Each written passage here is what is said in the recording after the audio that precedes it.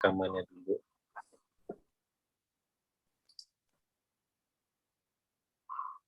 Siapa jadinya, Matius atau siapa?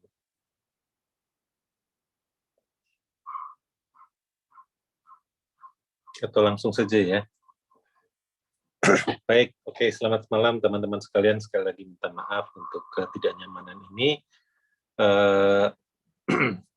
Mudah-mudahan sambil kita mulai, karena ini untuk teman-teman yang di Indonesia Timur, waktunya berjalan terus makin malam, jadi kita mulai saja, nanti bisa diskusi lebih lanjut. Ya, perkenalkan, nama saya Leo, saya peneliti dan dosen di Universitas Kristen Duta Wacana dan Indonesian Consortium for Religious Studies. Ya, bidang kajian saya macam-macam, ada kajian agama digital, lalu salah satu yang juga menjadi kajian saya adalah Yudaisme, ya, agama Yahudi, dan kurang lebih diskusi kita malam ini berkaitan dengan isu tersebut. Sebelumnya saya memperkenalkan juga Ombak atau Omongan Biblika Kekinian adalah forum diskusi dari beberapa teman, dosen dan mahasiswa yang ingin memberi ruang pada wacana-wacana metodologis, isu-isu yang berkaitan, dan juga pendekatan-pendekatan yang mungkin tidak selalu ditawarkan di ruang kelas Fakultas Teologi atau Sekolah Tinggi Teologi. Jadi kurang lebih bukan subversif juga, tidak selalu subversif di Ombak ini, tetapi berusaha untuk melihat dinamika isu-isu yang berkaitan dengan Biblika, termasuk malam ini.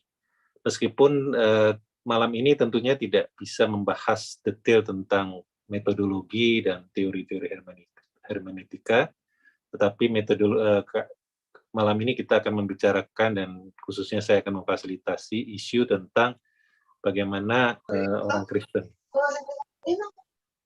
orang Kristen Palestina itu membaca Alkitab dalam konteks konflik Israel dan Palestina. Jadi kurang lebih membuka ruang saja. Saya tidak mungkin membahas seluruh detailnya karena saya menyarankan untuk langsung saja masuk ke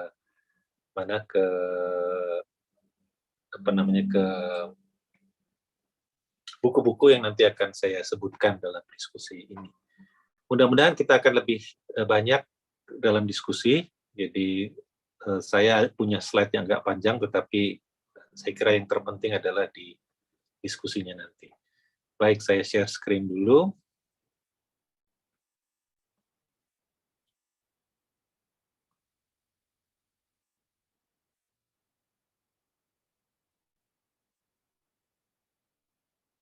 Ya, kira-kira ini yang akan kita diskusikan, membaca Alkitab dari mata postkolonial Kristen Palestina. Sebetulnya tidak sangat persis postkolonial, karena saya akan membahas dua tokoh di sini. Yang satu dipengaruhi oleh teologi pembebasan, yang satu lagi oleh memang teori postkolonial, meskipun saya kira kita semua sepakat ya bahwa teologi pembebasan pun sebetulnya juga variasi dari metodologi postkolonial. Jadi, tapi saya tidak akan sangat detail. Sekali lagi ini hanya memancing diskusi saja, supaya nanti kita punya kesempatan untuk melihat dari perspektif lain yang khususnya di Indonesia ya. Salah satu pengamatan saya adalah banyak dari kalangan Kristen Indonesia itu yang tidak banyak ya, jumlahnya saya tidak tahu. Meskipun ada survei yang menyatakan bahwa kebanyakan orang Kristen Indonesia dalam isu Israel-Palestina cenderung netral, berbeda dengan kalangan Muslim yang sangat pro-Palestina. Tetapi kita juga paham, mungkin di tengah jemaat kita sendiri atau teman-teman atau Anda sendiri yang ada di ruangan diskusi ini, yang sangat pro-Israel. Ya. Nah, kali ini kita akan melihat bagaimana supaya isu ini juga lebih berimbang dan membuka wawasan kita. Dan apa yang saya sampaikan ini tidak lepas dalam perjumpaan saya secara tidak langsung dengan isu ini ketika saya ke Israel ya. 2 kali saya ke Israel dan berkesempatan untuk langsung ke Bethlehem dan sebagainya, bertemu dengan beberapa kelompok orang Palestina, sehingga itu sangat membantu saya untuk memahami perspektif mereka ya.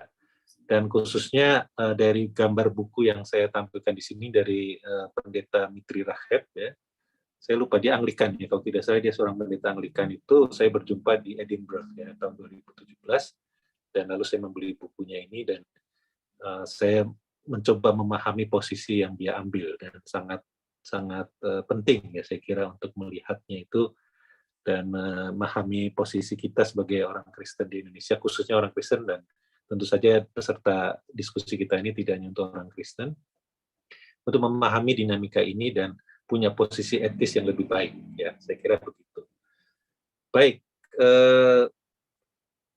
ya saya akan mulai dengan pemikiran postkolonial. Apa yang saya maksud dengan pemikiran postkolonial? Saya kira saya tidak akan membahas detail sekali. Teman-teman yang di teologi, khususnya di sekolah-sekolah yang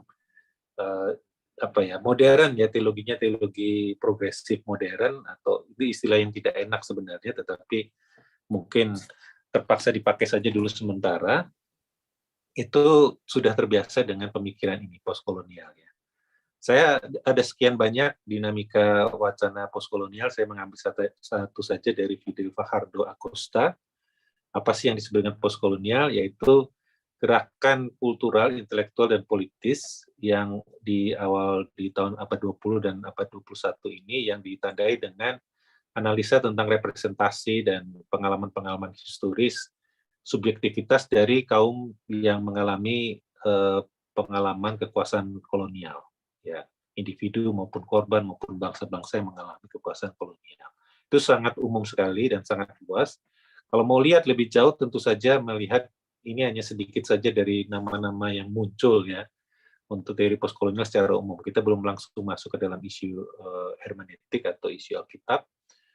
Ya tentu saja Edward Said ya, sangat-sangat monumental karyanya dan penting sekali. Dia adalah seorang Kristen Palestina. Dia bicara tentang orientalisme. Analisanya difokuskan pada dampak dari Imperium Inggris ya. Kayak Tris Spivak juga sangat berpengaruh dengan gagasannya subalter dan tentang esensialisme yang menjadi primadona dari pemikiran-pemikiran banyak orang, tapi khususnya dari kaum kulit putih Eropa, gitu ya, yang bicara tentang bahwa kebenaran, bahwa identitas, bahwa capaian itu memang berasal inheren dengan esensi dari suatu identitas, suatu subjektivitas. Nah itu dikritik habis-habisan oleh Gayatri Spivak. Homi Bhabha jelas tentang bagaimana dinamika tarik ulur antara mereka yang berada dalam kultur induk ya, kultur induk tertentu, dan ini bisa diterapkan juga pada postkolonial, masyarakat kolonial, yang bagaimana pihak yang dikolonisasi itu membangun ruang ketiga ya, hibriditas, membangun strategi mimikri dan sebagainya. Itu Homi Bhabha. Frans Fanon juga sangat penting karena dia bicara tentang kurang lebih berkaitan ya double consciousness, khususnya bagi mereka kaum kulit hitam yang mengalami penjajahan kaum kulit putih. Bahwa mereka punya dua kesadaran yang berlapis ketika orang kulit hitam bertemu dengan sesama kulit hitam, bertemu dengan kulit putih yang penguasa, itu punya sikap yang berbeda, dan saya kira sumbangan yang sangat besar adalah hubungan antara kesehatan jiwa dan struktur kolonialisme. Ya. Dia juga menganalisa tentang makna kulit hitam ya. Bukunya yang sangat terkenal adalah Black Skin White Mask ya. Dan juga bukunya yang sudah diterjemahkan ke bahasa Indonesia itu Bumi Berantakan ya, The Wreckage of the Earth. Itu buku yang sangat tajam dan menganalisa The Wreckage of the Earth ya, yang sangat tajam menganalisa kolonialisme. Albert Memmi ini seorang Yahudi Tunisia juga bicara khususnya dari perspektif orang Yahudi, tapi Yahudi bukan Yahudi kulit putih, Yahudi dari Afrika Utara, yang bicara hubungan orang yang dikolonisasi dan kolonialnya itu sendiri. Ya. Nah, itu umum sekali, dan ya saya kira pemikiran postkolonialisme ini memancing begitu banyak isu ya, jadi tidak bisa dikunci pada satu isu dan tidak ada, dan sangat luas, dan sampai hari ini masih juga menjadi cara pandang kita kepada situasi-situasi yang ada di kenyataan-kenyataan hidup sosial yang ada sekarang ini ya. Ya, tapi kurang lebih pemikiran ini kalau disederhanakan ya akan bicara tentang subjektivitas, bahwa subjektivitas itu tidak pernah berdiam dan fix ya. Yang namanya being itu tidak ada tetapi selalu becoming ya. Itu bergeser terus. Identitas juga tidak pernah fix ya, tidak ada yang esensial identitas itu. Gender, agency, etnisitas itu semua, nation itu semua adalah bukan saja social construct tetapi berada dalam dinamika yang sangat luas begitu ya, sangat rumit. Bicara tentang kekuasaan, bicara tentang pusat dan tepian, pinggiran, ya, periferi, itu juga menjadi isu-isu pemikiran postkolonialisme. Tapi ada yang secara spesifik akan muncul dalam diskusi malam ini adalah tentang imperialisme, ya, tentang empire atau imperium. Nah, empire dalam wacana postkolonial itu bukan saja fakta sejarah tentang imperium Belanda, imperium Inggris, dan seterusnya, tetapi sebuah wacana, ya wacana dalam pengertian Foucault, yaitu ini misalnya Sugirta Raja, ini seorang hermeneutik, pakar hermeneutik yang postkolonial ya. Semua yang mau belajar postkolonial, hermeneutik postkolonial harus belajar pada Sugirta Raja. Nah, itu bicara tentang terma spesifik, istilah spesifik dari sistem yang lahir dari kolonial, ekspansi kolonial Eropa, mulai dari abad 15 sampai abad 20. Nah, para imperium ini, Spanyol, Portugis, Belanda, Prancis, Belgia, dan Inggris, yang lahir dari industri dan kapitalisme industrial. Kapitalisme itu macam-macam, ini kapitalisme industrial, yang memang sangat ekstraktif ya, itu menciptakan wacana budaya yang sangat khas ya, yang penetratif dan menciptakan mitos tentang bahwa Barat itu ya, Barat pun sebuah istilah yang social construct ya, itu superior daripada yang lain. Mitos yang terus-menerus dihidupkan, ditumbuhkan, diproduksi terus-menerus, yang lalu muncul dalam berbagai macam isu ya, manifestasinya, misalnya isu-isu internasional, politis, budaya, dan termasuk juga teologis. Ya, ini menarik sekali ya, karena misalnya kayak Pak Yan ini, Moreyan, ini berada persis di pusat kekuasaan imperium, empire. Ya. Jadi empire di sini bukan lagi imperium, bukan lagi sekedar fakta sejarah kekuasaan ya, bukan bicara tentang imperium Majapahit, Sriwijaya kalau di Indonesia, bukan itu saja, tetapi sebuah wacana.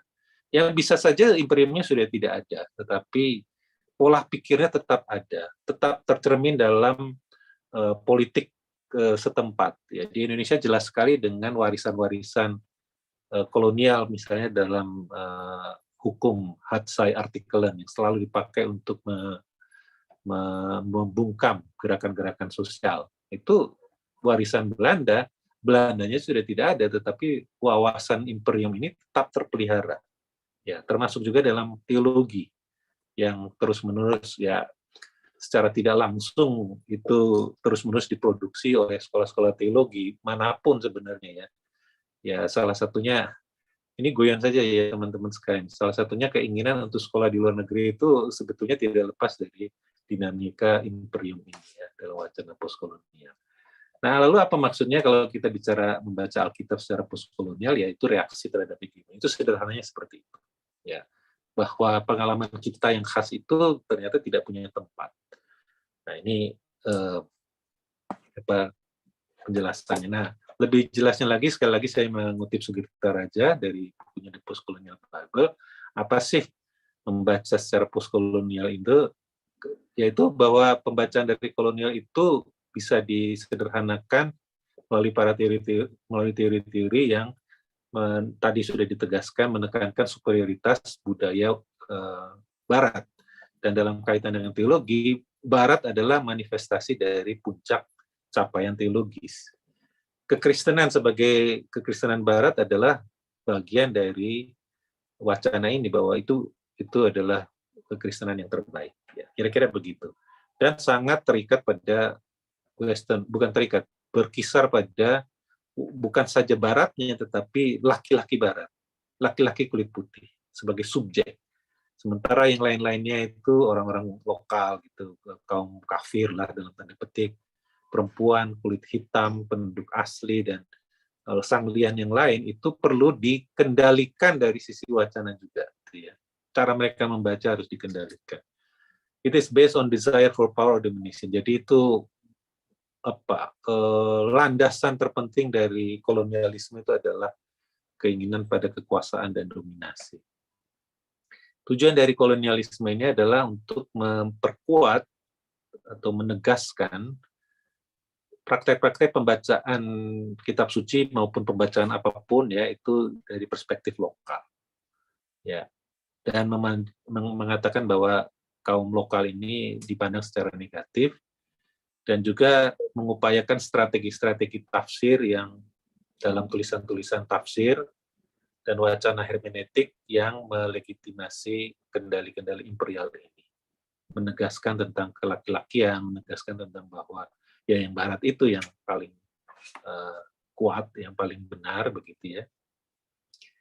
Nah, jadi postkolonial secara sederhana menjungkir-balikan posisi itu.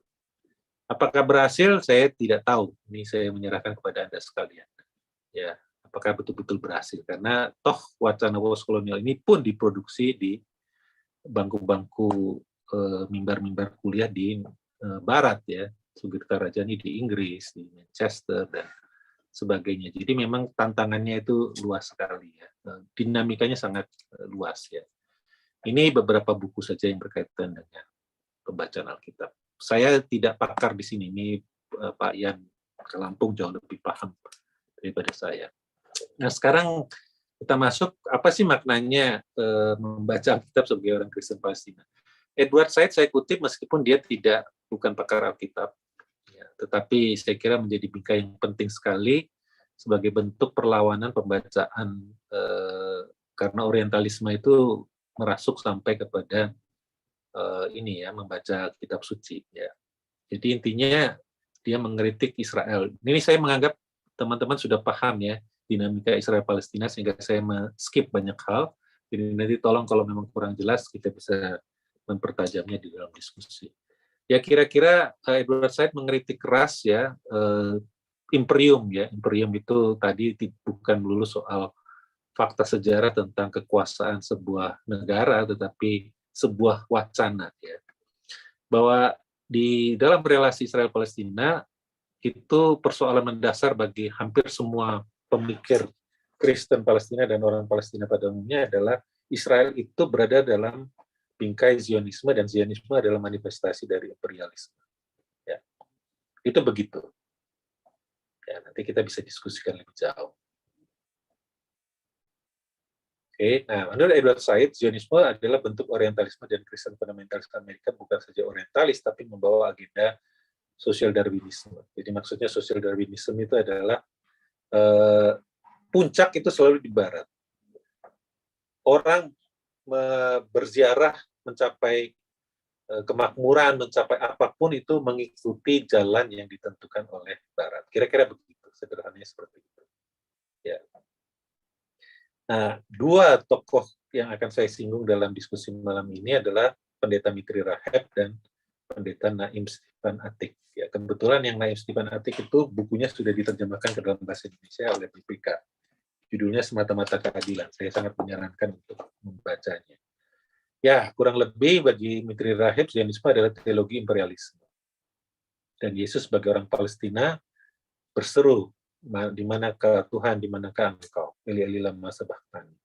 Jadi seruan Eli Eli lama sabachthani bagi Mitri Raheb adalah seruan orang Palestina yang tertekan oleh imperialisme yang di saat ini adalah Israel sebagai wajah dari imperialisme Romawi dan kekuasaan agama yang ada gitu ya. Dan itu adalah seruan dari orang Palestina ya. Stephen Atik nanti akan saya bahas lagi tentang makna keadilan ya dari perspektifnya orang Palestina. Oke, nah kita perlu sedikit tahu apa yang dimaksud oleh pembacaannya oleh Edward Said dan silakan menjadi refleksi kita apakah kekristenan kita menganut yang seperti ini juga. Ya, silakan direfleksikan. Nah, jadi ya, jadi pandangan Kristen Zionis Amerika apakah dianut, silakan dicek. Itu mendukung Israel adalah tanda ketaatan pada Allah. Bahkan ujian kesetiaan iman Kristen. Ya.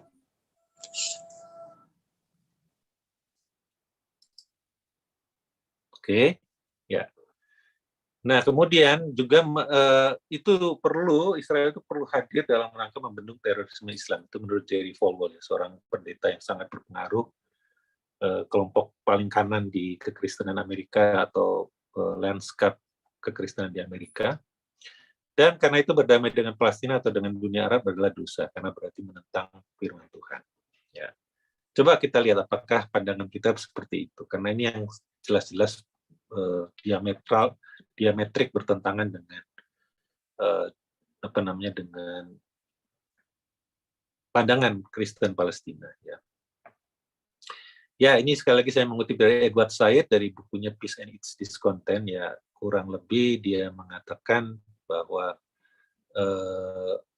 ini sebetulnya bukan soal agama monoteis itu kurang toleran, tetapi soal fakta bahwa Israel yang didirikan tahun 48 adalah negara teokratis, ya, di Timur Tengah yang menciptakan hukum-hukum bagi mereka-mereka yang non-Yahudi, orang Kristen dan Muslim, sebagai bentuk dari monoteistik xenofobia. Jadi kita lihat bagaimana membaca Alkitab itu bisa jadi jangan-jangan adalah bentuk dari monoteistik xenofobia, eksklusivisme dan intoleransi yang tidak baik efeknya bagi orang Kristen dan Muslim. Tidak ada orang yang harusnya merendahkan bagaimana tidak bisa kita merendahkan atau mengurangi dampak dari bentuk kekristenan fundamentalis ini. Ya. Bagi kami bertiga, yang orang Kristen, Kamal Nasir, Hana Mikhail, dan Edward Said, komunitas Kristen di mana kami tumbuh adalah bagian dari mosaik Arab, Islam, dan gerakan anti kolonial dunia ketiga yang kami sangat bangga menjadi bagian daripadanya. Jadi kita bisa melihat, meskipun sekali lagi Edward Said tidak bicara tentang Alkitab secara spesifik, tapi jika kita melihat posisi orang-orang Kristen Palestina ini, maka kita bisa lihat ketika mereka membaca Alkitab itu membaca Alkitab secara anti kolonial. Nah, saya mau mulai dari Mitri Raheb, ya.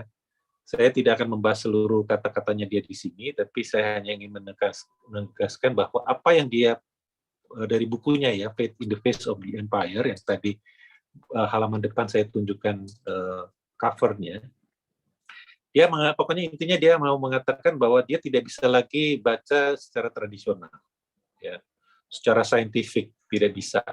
Dia harus membaca itu menurut pengalaman sebagai seorang pendeta yang menolak untuk memisahkan antara realitas dengan realitas Alkitab, realitas yang ada dialami, dan lalu menawarkan Injil yang murahan. Ya. Nah, itu posisinya Mitri Raheb. Nah, Mitri Raheb ini ada beberapa buku, ya, yang saya tahu adalah I'm a Christian Palestine, I'm a Palestine Christian kalau nggak salah. Dan yang kedua ini Faith in the Face of Empire. Buku yang pertama masih sangat dalam tanda petik lunak lah. Tetapi buku yang Faith in the Face of Empire ini keras sekali. Dia sudah membuat klaim tegas sekali bahwa Israel dengan segala bentuk strukturalnya adalah imperium yang tadi saya ceritakan dari wacana postkolonial. Empires, dalam hal ini Israel, creates their own theologies to justify their occupation. Mereka menciptakan teologinya sendiri untuk membenarkan pendudukan. They create matrices of control for people and goods. Mereka menciptakan berbagai macam cara untuk mengendalikan orang, ya, masyarakat, dan dan sumber daya. Ya, itu kata-katanya dia dari buku ini. Sekali lagi saya tidak membahas sangat detail karena saya mempersilahkan Anda untuk membaca bukunya langsung. Nah, dia mengkritik tadi yang sudah dikritik oleh Edward Said. Mengapa Mitri Raheb? Karena bukunya baru sekali, ya. Saya di Edinburgh 2017 itu baru terbit. Jadi bukunya kalau nggak salah 2016 atau 2015. Jadi saya mengutip dia untuk menunjukkan sikap yang paling baru dari kalangan Kristen Palestina. Kaum Injili Kristen Amerika khususnya itu dapat menunjukkan kemuliaan Tuhan, ya, Tuhan yang berkemenangan, yang sangat bagi kalangan Kristen Palestina itu sangat mencerminkan imperium, wacana imperium tadi, dan masih aktif dan bahkan nyata di sejarah hari ini.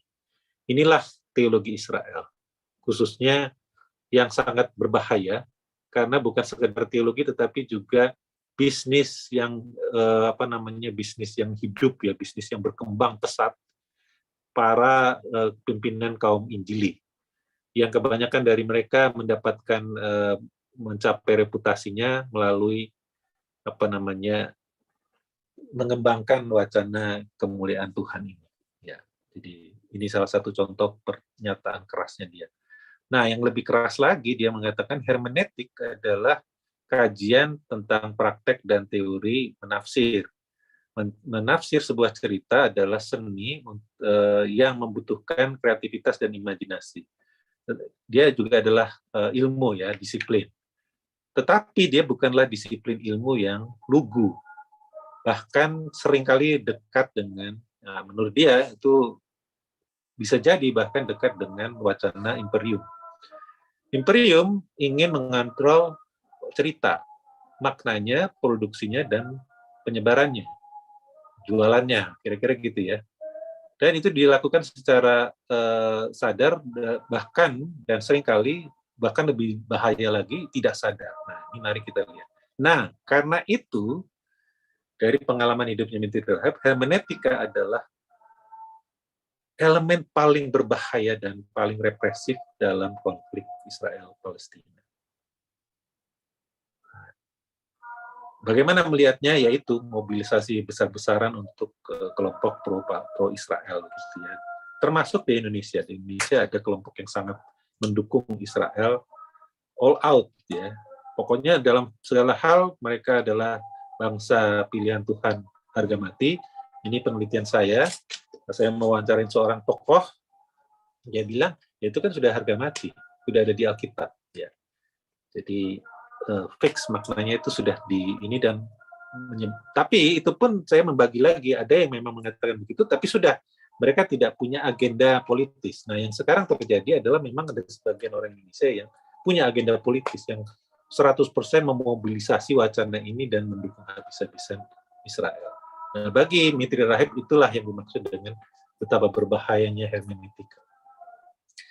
Nah, bagi Mintri Rahab ini halaman-halaman awal dari bukunya mengatakan sejarah Palestina itu tidak bisa dilihat sebagai sejarah Arab, ya, orang Arab begitu saja, tetapi dia adalah sejarah orang yang tinggal di tanah yang disebut Israel atau disebut Palestina. Nah, kalau dia melihatnya begitu, cara melihatnya seperti itu, maka tidak bisa bilang, oke, sejarah Israel adalah sejarah pendudukan. Ya, misalnya waktu masih di Mesir, lalu dikeluaran dari Mesir dan menduduki tanah Kanaan, lalu dikuasai oleh Assyria, dikuasai oleh Mesir lagi, dikuasai oleh Babilonia, Persia, sampai Romawi di zaman Yesus, lalu berpindah ke diaspora, lalu berpindah ke gereja, sejarah gereja kalau Kristen.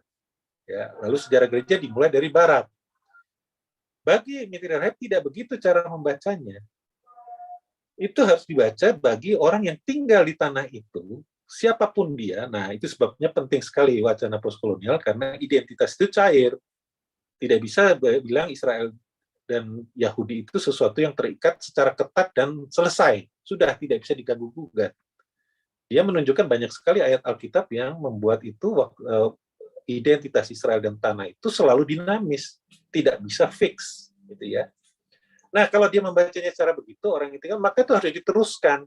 Dikuasai oleh Bizantium yang Kristen, dikuasai oleh Arab awal-awal Islam, dan Ottoman yang Islam, lalu Inggris, dan sekarang adalah Israel. Itulah yang disebut dengan sejarah Palestina menurut pendeta Mintri Rahab. Nah, karena itu pergumulan Alkitabiahnya yaitu pergumulan orang-orang yang ditindas di tanah itu.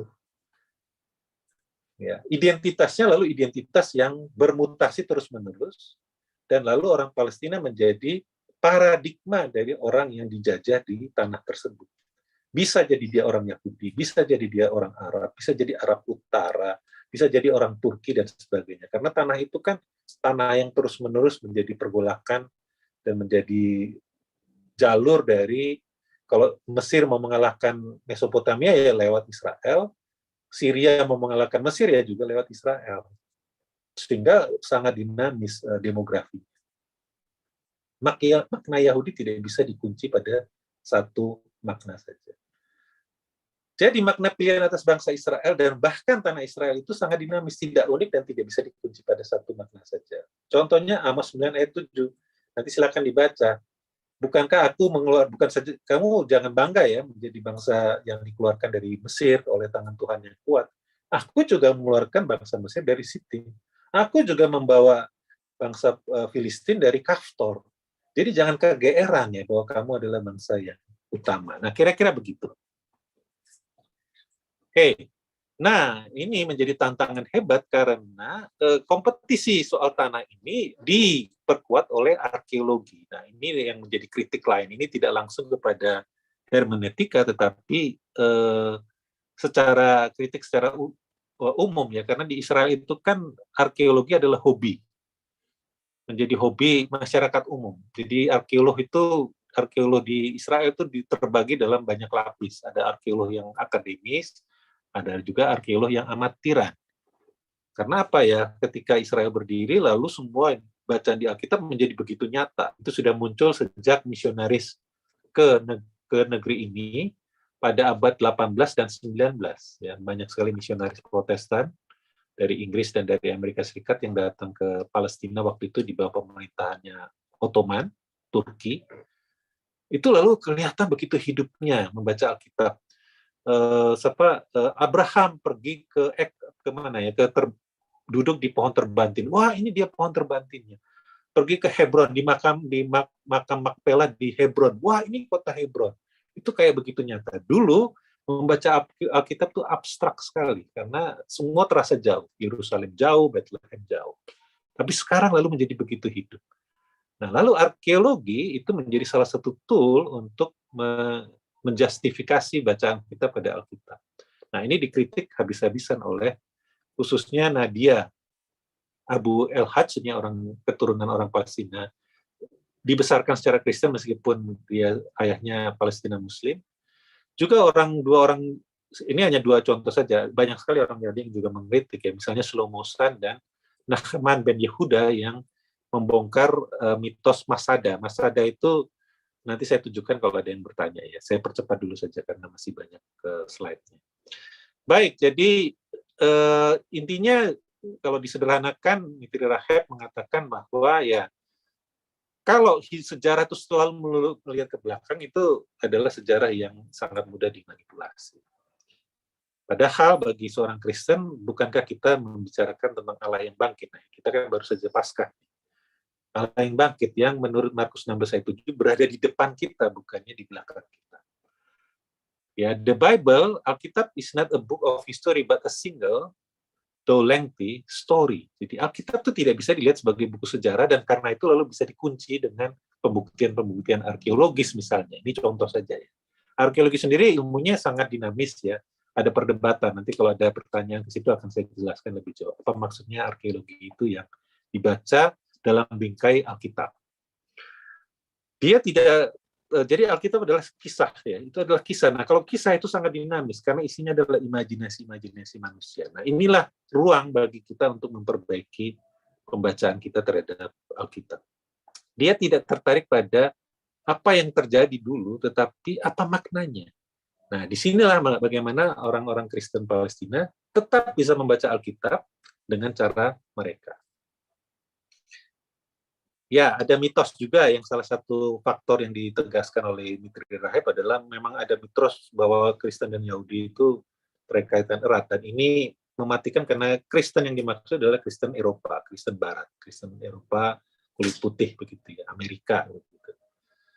Oke, ini saya lewati. Nah, sekarang saya pindah ke yang kedua dan karena ini saya membaca lebih dalam, jadi saya membahasnya sedikit lebih panjang. visi teologi pembebasan Kristen Palestina menurut Pendeta Naim Atik ya. Jadi postkolonialnya agak berbeda dengan yang tadi. Kalau tadi Mitri Rahib sangat menegaskan Israel adalah manifestasi imperium, ya, empire. Ya ini penjelasan singkatnya tentang beliau. Saya lewati saja. Ya, dia mengambil perspektif seorang Arab Israel dan Arab Palestina dan warga negara Israel.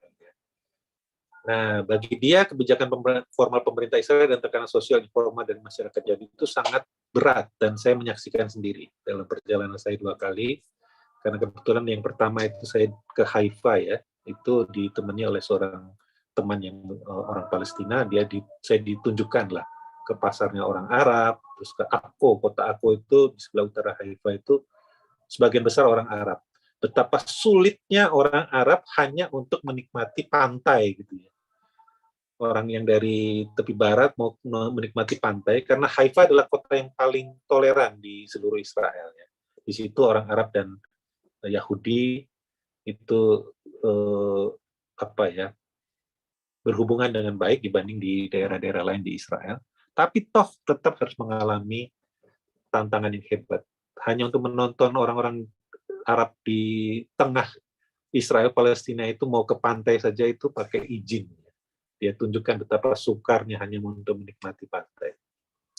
Ada situasi yang dibuat tergantung terus-menerus antara orang Arab ini terhadap sistem pemerintahan Israel dan masyarakat Yahudi itu membuat orang-orang Arab itu selalu tergantung. Terus-menerus ditegaskan secara simbolik, formal, dan sosial pembedaan antara Arab dan Yahudi. Dikontrol habis-habisan. Dan menciptakan diskriminasi struktural dan institusional. Jenis pekerjaan yang boleh dan yang tidak, tempat tinggalnya di mana, dan sebagainya. Nah, sejauh ini hanya Haifa yang menurut teman saya yang paling cukup ramah kepada semua pihak ya. Nah, Pendeta Atik bilang hampir tidak mungkin bersikap objektif terhadap konflik Arab-Palestina. Setiap pihak mengklaim objektif, meskipun hanya bisa diterima pada pokok tertentu saja. Selebihnya, objektivitas yang muncul diselubungi dengan emosi dan keyakinan yang didasarkan pada berbagai interpretasi dan penyesuaian fakta. Ya. Sebelum pembentukan negara Israel, Perjanjian Lama diakui sebagai bagian dari kitab suci Kristen yang menunjukkan dan memberi kesaksian tentang Yesus. Tapi sejak pembentukan negara itu, beberapa penafsir Yahudi dan Kristen telah membaca PL secara umum sebagai teks Zionis. Sehingga Alkitab hampir menjadi sesuatu yang menjijikan bagi orang Kristen Palestina. Akibatnya, Perjanjian Lama secara umum telah salah dipergunakan di kalangan para rohani dan kaum awam. Rasa kebangsaan Yahudi meniadakan eksistensi rakyat Palestina sebagai manusia. Pembebasan orang Yahudi adalah penindasan bagi orang Palestina. Oke. Ya, teologi pembebasan Atik ya. Ada 3 aliran tradisi menurut Atik ya. Ada 3 tradisi dalam Alkitab, khususnya Perjanjian Lama. Tidak hanya Perjanjian Lama. Tapi ya, ini khususnya Perjanjian Lama. Yang pertama adalah dibaca secara nasionalistik. Misalnya nabi-nabi awal, Yosua, hakim-hakim, Samuel, dan raja-raja.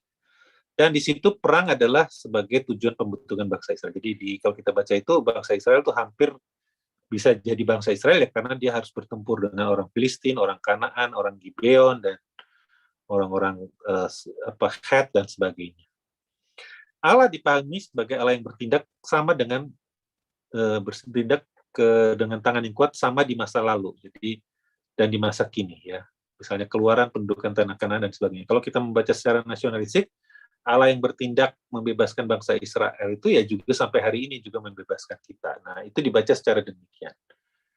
Bagi Atik itu baik, bisa menjadi inspirasi pembebasan, tetapi di sisi lain juga dimanfaatkan untuk ya Allah yang kuat sama juga dia akan melindungi bangsa Israel dari serbuan bangsa Arab. Nah, itu juga dipakai dengan cara demikian. Nah, contoh dari pembaca nasionalistik adalah pemberontakan Makabe, ini ada di kitab Deuterokanonika ya, tidak ada di kitab kanonik yang kita pegang. Dan kaum Zelot di masa Yesus, mereka membacanya secara nasionalistik. Yang kedua adalah Taurat base yang fokus pada Taurat, ya khususnya di 5 kitab Musa, dan intinya adalah fokus pada pembunuhan hukum Taurat dan sering sekali bersikap apolitis atau tidak terlalu bicara politik ya. Ada sih, tetap ada tentu saja. Nah, ini yang dibaca oleh kaum Hasidim dalam kitab Makabe dan kaum Farisi dalam cerita Injil. Ya. Nah, gagasan ini dilanjutkan oleh Yudaisme Rabbinis. Alasannya saya bisa sampaikan, teman-teman yang hadir di sini yang ikut kelas saya Yudaika, itu ada penjelasan panjang mengapa Yudaisme Rabbinis itu fokusnya pada Taurat, tidak pada politis. Salah satu faktornya adalah kekalahan pemberontakan Bar Kokhba ya. Dan dilanjutkan oleh Yudaisme Reformis sampai hari ini yang bicara Yudaisme sebagai agama etis, bukan agama yang 100% politis. Meskipun tentu saja tidak 100% benar ya. Ini pandangan dari Atik ya. Bukunya agak lama ini, meskipun diterjemahkan PPK baru-baru ini, tetapi itu buku yang tahun 90-an kalau nggak salah. Jadi sudah agak lama mencerminkan pandangan dia yang lama.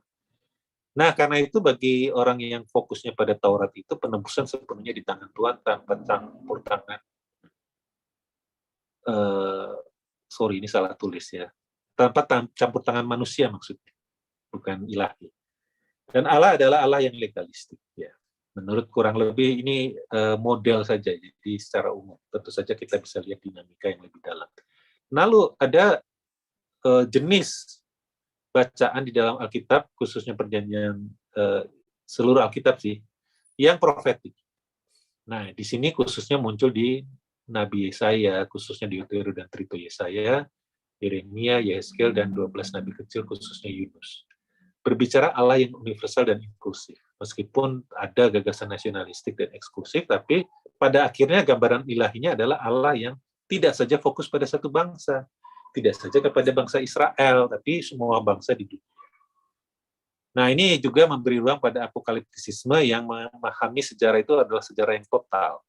Jadi apokaliptisisme itu bukan saja bicara tentang akhir zaman di Israel, tapi akhir zaman dunia ini misalnya. Atau membuka rahasia ilahi, karena apokaliptisisme artinya penyingkapan, ya.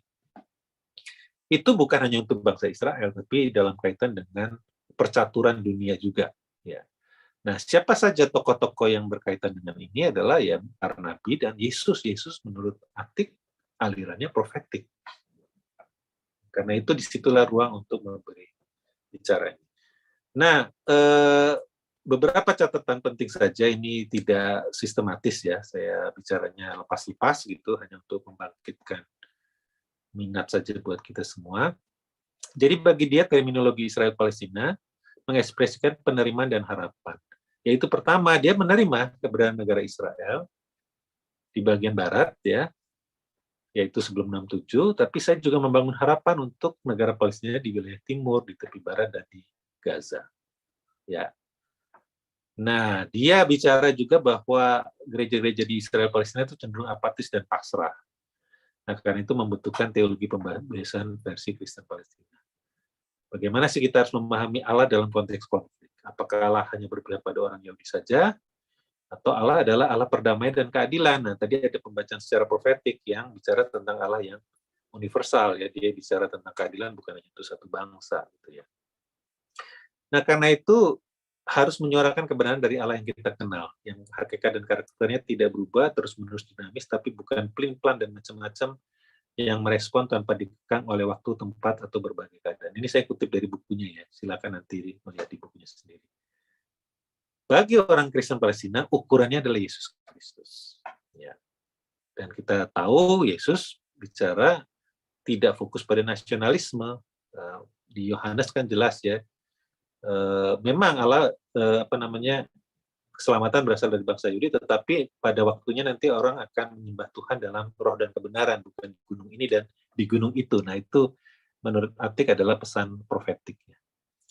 Nah, hermeneutika ini membantu Kristen Palestina memahami bagaimana Allah tetap aktif terlibat dalam situasi mereka dan bagaimana Allah tetap berbicara kepada mereka. Nah, 3 paradigma teologi pembebasan, Nabot dan Allah keadilan, 1 Raja-Raja 21. Allah tidak berkompromi dalam hal keadilan. Negara Israel berperilaku seperti Raja Ahab. Jadi kalau dalam pandangannya Mitri Raheb tadi, itulah Raja Ahab itu adalah gambaran imperium, empire. Nah, karena itu harus ada ganti rugi sebagai pernyataan keadilan. Ya. Bangsa Palestina adalah Nabot dalam perspektifnya Atik. Nah, para nabi palsu, yaitu para pendukung keadilan, tidak disukai oleh para yes men atau women. Ini menurut dia. Jadi apa namanya, inilah tantangannya ya, ke para orang-orang yang profetik itu tidak disukai oleh mereka-mereka yang senang dengan imperium ya. Tadi ingat bahwa imperium terus-menerus menjustifikasi kekuasaannya lewat membaca Alkitab.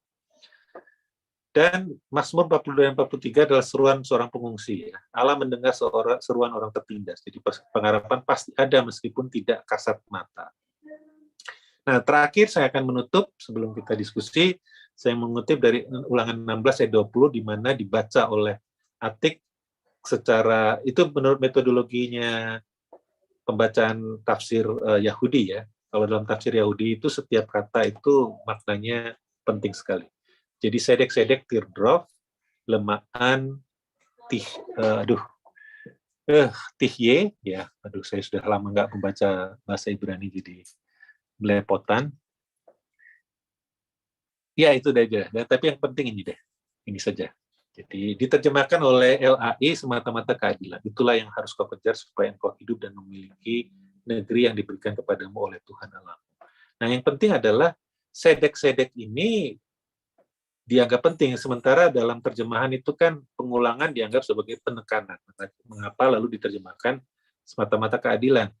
Tapi kalau dalam perspektif hermeneutika Yahudi itu dianggap serius, ada sedek 1 dan sedek 2. Ada keadilan 1 dan keadilan 2.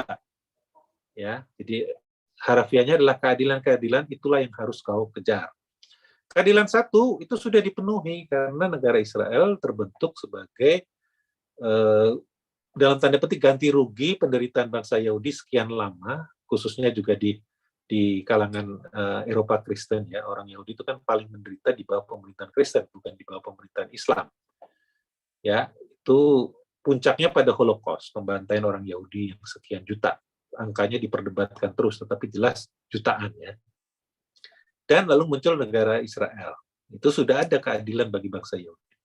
Maka sedek yang kedua harusnya pembentukan negara Palestina. Nah, itu penafsiran dari Atik. Jika keadaan ini tidak dilakukan, Israel akan hidup dengan tidak adil. Dan ketidakadilan ini akan menjadi semacam cacing yang menggerogoti tubuh Israel. Keadilan bagi warga Palestina berarti pembentukan sebuah negara Palestina. Oke ya.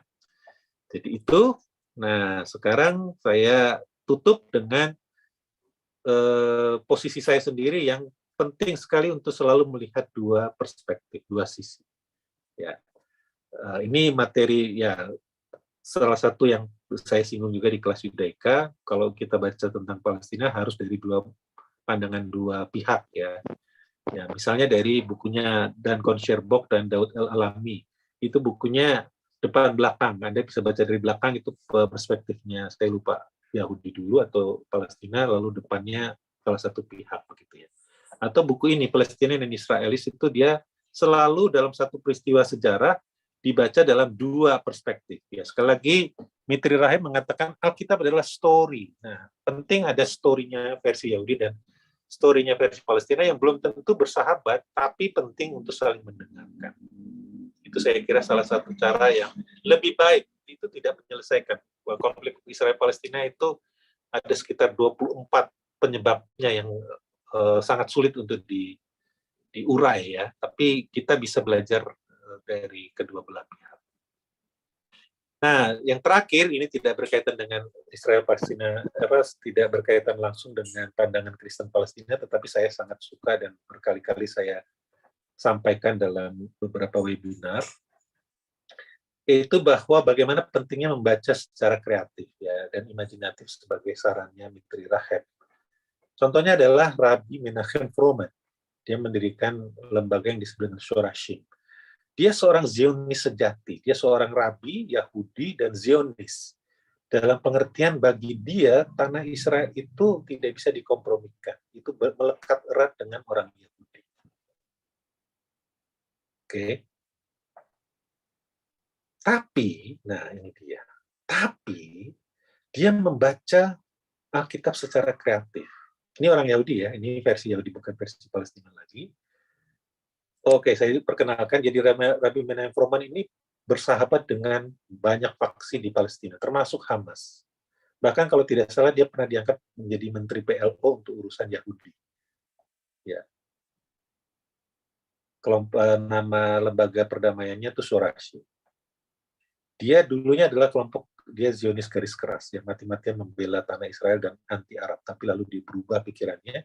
Dia tetap Zionis, tetapi cara membacanya berbeda. Dia membuat pernyataan yang orangnya sudah meninggal. Saya pernah ke kampungnya di Tekoa. Tekoa itu kampungnya Nabi Amos ya. Kalau pernah membaca di kitab Amos, itu penerusnya, saya lupa nama rabinya itu, dia bilang ini pernyataan dari Roman bahwa Am Yisrael, ini supaya kelihatan keren ya, saya baca dalam bahasa Ibrani, Am Yisrael sayeh le Eretz Yisrael, lo Eretz Yisrael sayechet le Am Yisrael. Tanah Israel itu yang memiliki bangsa Israel. Jangan dibalik. Kalau bangsa Israel yang memiliki tanah Israel, imperium jadinya. Apa maksudnya?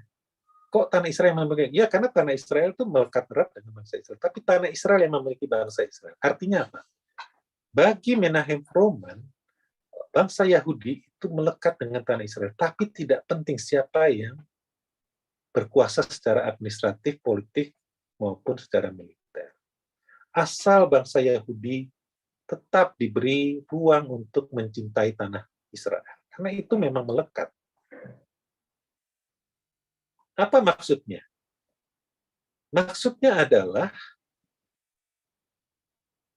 buat dia tidak soal bahwa ternyata yang menguasai, kan yang paling penting dalam ideologi Zionisme adalah Yudea Samaria. Itu inti dari tanah suci Israel. Ya, yang kebetulan adalah tepi barat. Ya, tepi barat yang orang Palestina itu yang mengapa lalu disekat-sekat habis-habisan pakai tembok tinggi gitu ya. Buat Menahem Froman tidak masalah kalau PLO atau sekarang itu yang berkuasa itu kan otoritas Palestina, tidak masalah asal orang Yahudi tetap diberi ruang untuk sembahyang di tembok ratapan, tetap terikat dengan tanah mereka. Nggak masalah siapa yang mau berkuasa. Nah, ini bagaimana bisa dia sampai pada kesimpulan itu? Yaitu tadi, kreativitas dalam hermeneutika. Baik, saya kira itu dulu ya, teman-teman sekalian, untuk sekedar membuka diskusi kita. Baik, saya persilahkan dan saya kembalikan ke, ini Elem sudah masuk belum? Atau Yan bisa menjadi moderator?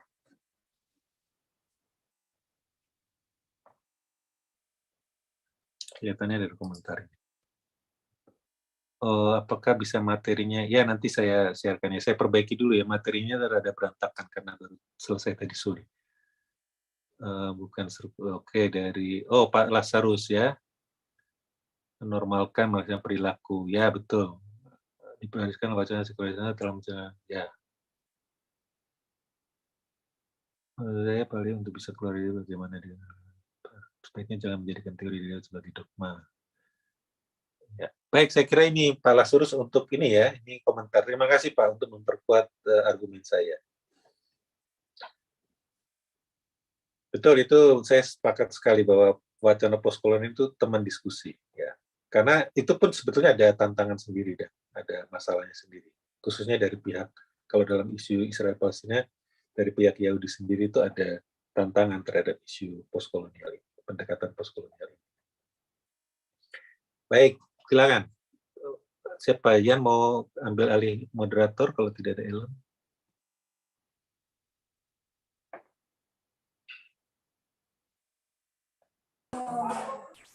Ya, silakan teman-teman yang ingin menyampaikan pertanyaan. Ini expert ini yang bicara ini, jadi rugi kalau tidak bertanya langsung pada beliau.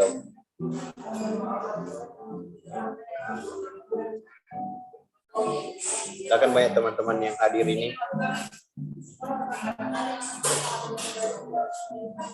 Tidak usah dipaksakan. Kalau memang nggak ada, kita akhiri langsung. Silakan Paulus. Ya, terima kasih. Nah, atau mungkin saya kelewatan. Kalau dari yang tadi disampaikan, yang pasca kolonial feminis, sepertinya belum ya, Pak? Ya, memang ya tadi terima kasih Paulus. Jadi saya hanya memberi sketsa umum sekali. Akarnya postkolonial itu Yan Kalampung, ini Dr. Yan Kalampung, kandidat doktor, dia yang lebih paham lagi. Juga ada Ibu Lydia Kandawangkoit, dia juga pakar postkolonial. Saya hanya ini aja, pura-puranya kelihatan supaya keren gitu aja ya. Memang tidak bicara secara feminis, dan isunya kompleks sekali ya. Saya pergi ke Israel itu, terus terang saya merasa sedih, bukan saja kepada orang Palestina, tapi khususnya orang Kristen Palestina, karena mereka itu mendapat tekanannya dari beberapa pihak. Juga perempuannya, ya, karena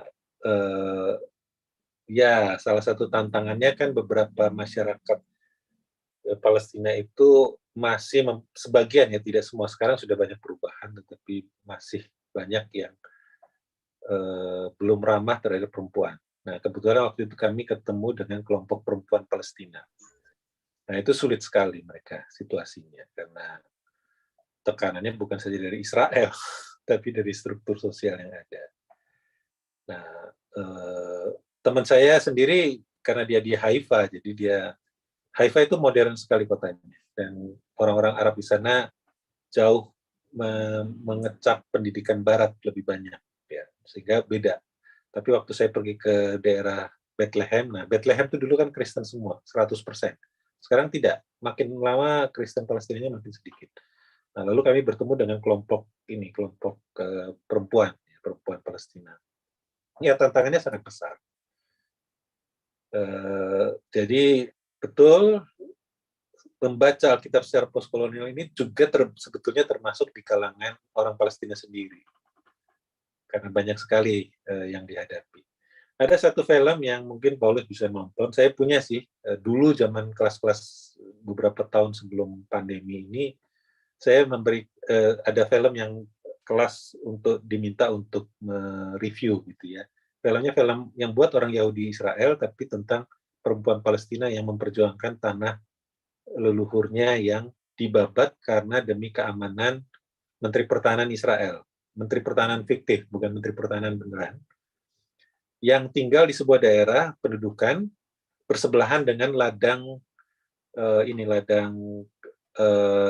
jeruk, pohon jeruk ya. Judulnya Etz Limon dalam bahasa Ibrani, Sajaro Limun dalam bahasa Arab ya. Pohon lemon, pohon jeruk judul filmnya. Nanti bisa di-search di Google. Perempuan ini memperjuangkan. Nah, itu dia ditekan oleh orang Palestina sendiri yang laki-laki semua, pemimpinnya laki-laki semua. Dan bangsa Israel, pemerintah Israel yang tidak memenangkan dia waktu dia mengajukan gugatan ke pengadilan. Jadi bacaan postkolonial itu menelisik sampai ke level itu.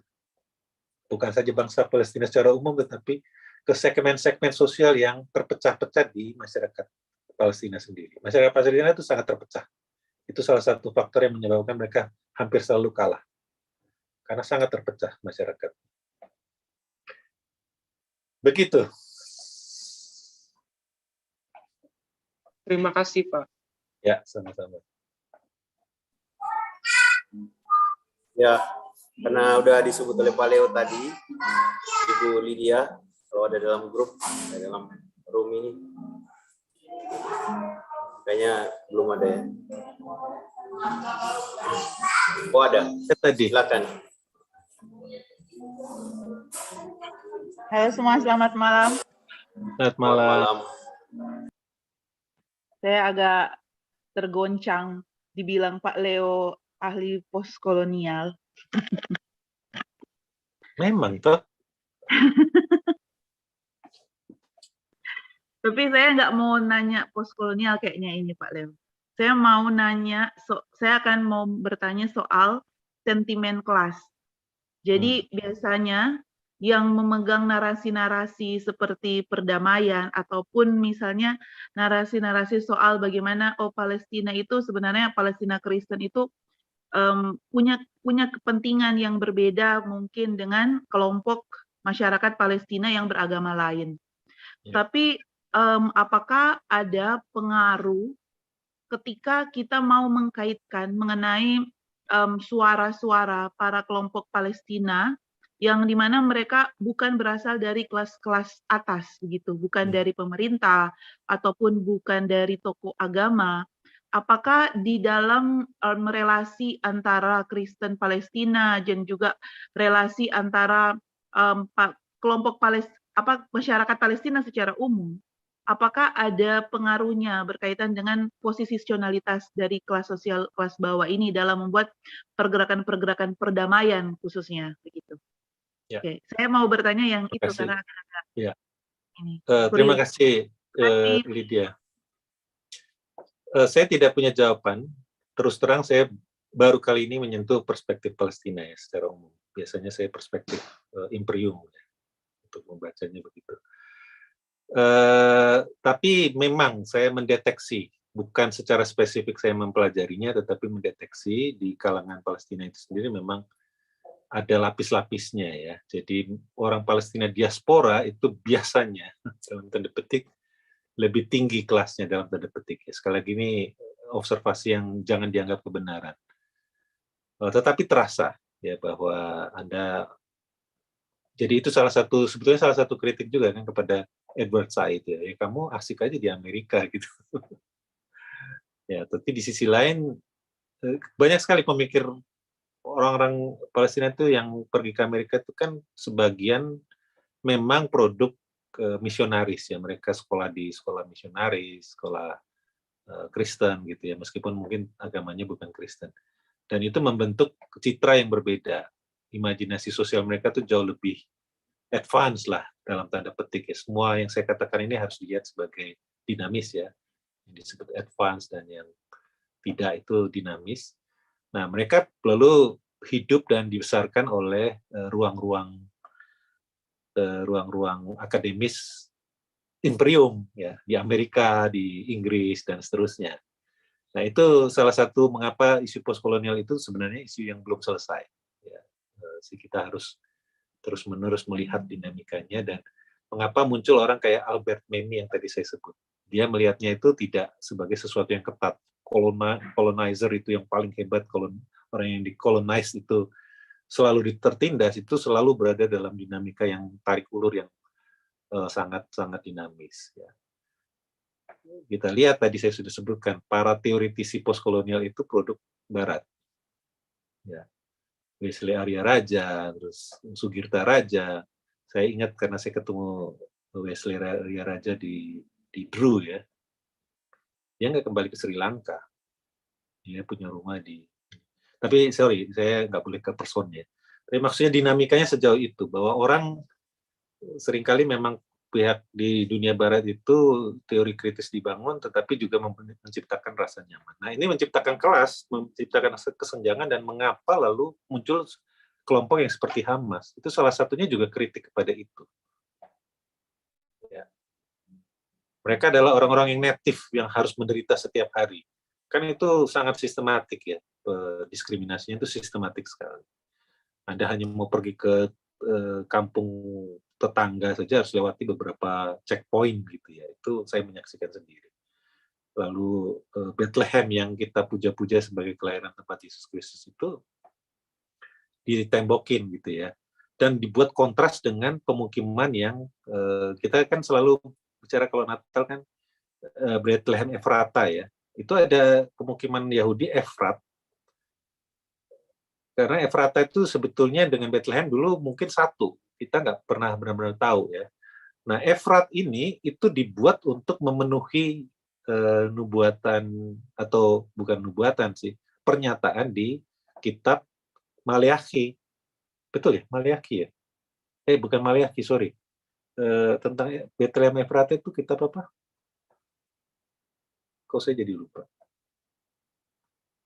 Searching dulu sebentar ya. Nah, itu kontras sekali karena pemukiman Yahudi Efrat ya, untuk membuat Efrata itu ada. Jadi menciptakan yang di Alkitab, yang di dunia nyata tidak ada, tapi ada di Alkitab, lalu diciptakanlah pemukiman Yahudi Efrat. Itu kontrasnya luar biasa. Pemukiman Efrat itu khusus untuk orang-orang Yahudi diaspora yang dari negara-negara berbahasa Inggris, dari Amerika, Australia, Inggris. Itu sangat keren, pemukimannya bagus sekali. Ya. Bethlehem Efrata. Itu ada di Mika. Nah, kitab Mika 5 ayat 1 dan 2 ya, 1 atau 2. Itu kan sebetulnya tidak ada secara fisik ya yang namanya Efrat. Nah, itu diciptakan. Itu baru diciptakan tahun berapa saya lupa, tahun 70-an kalau tidak salah. Itu kontras sekali.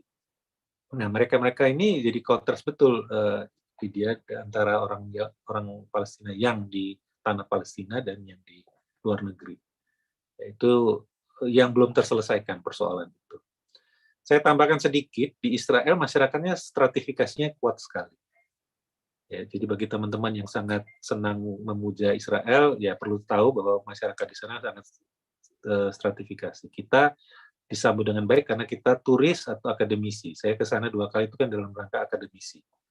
Saya bukan turis. Saya tidak jalan-jalan gitu, tapi ke kantong-kantong konflik gitu ya. Nah, itu beda sekali begitu Anda menjadi warga negara. Yang paling tinggi adalah orang-orang Yahudi Ashkenazi, khususnya yang di Tel Aviv. Tel Aviv bagian utara, di situ ada WASP istilahnya. Kalau pernah dengar istilah WASP ya, itu di Amerika itu kan ada istilah Amerika itu adalah WASP, White Anglo-Saxon Protestant, WASP ya, White Anglo-Saxon Protestant, kan itu istilah di Amerika kan begitu. Yang disebut orang Amerika adalah orang kulit putih, keturunan Anglo-Saxon dan Protestan. Nah, istilah WASP itu juga ada di Israel, di Tel Aviv bagian utara, yaitu White, W-nya itu White, A-nya Ashkenazim, Ashkenazim itu orang-orang Yahudi Eropa, kulit putih, S-nya sekuler, dan P proteksia. Proteksia itu bahasa Rusia, artinya mereka hidupnya nyaman sekali, terproteksi ya.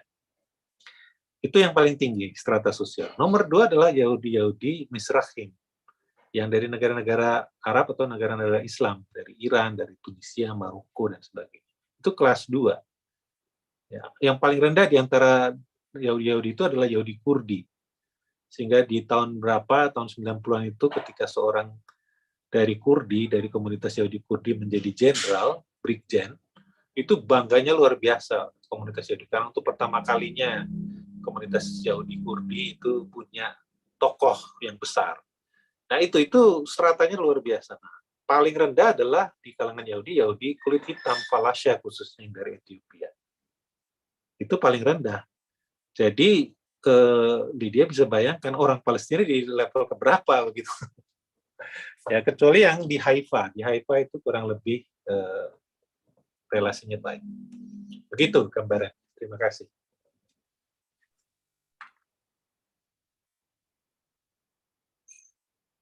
Suara saya putus-putus ya? Ini menurut... Kalau saya sih enggak sih. Kalau saya di sini bisa kedengaran dengan jelas. Oh.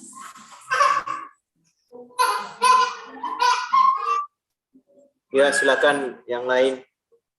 Kalau ingin bertanya atau menambahkan penjelasan dari Pak Leo. Ya, silakan Kak Ningsi. Ya, terima kasih Kayan. Pak Leo, terima kasih untuk pencerahannya malam ini. Maaf saya nonaktifkan video karena signal di sini kurang bersahabat. Apa suara saya bisa didengar, Pak? Amin. Ya, mantap. Wah.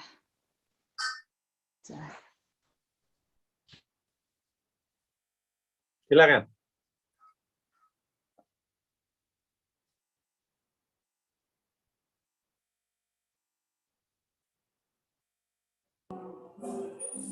Putus. Kan yang mute.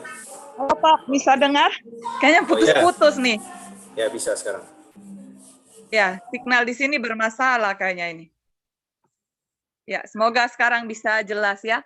Ini pertanyaan saya, Pak, yang pertama terkait dengan wacana postkolonial. Di sini kan ada beberapa pakar postkolonial, jadi mohon bantuan pencerahannya. Nah, apakah memang penafsiran atau pembacaan postkolonial ini satu-satunya metode yang dapat merangkul suara-suara dari pinggiran, suara dari kelompok yang tertindas? Di bidang penafsiran Alkitab, apakah jalan satu-satunya yang ditempuh itu harus melalui tafsiran postkolonial ya, sebagaimana juga diuraikan oleh Gayatri Spivak bahwa postkolonial merangkul suara-suara subaltern.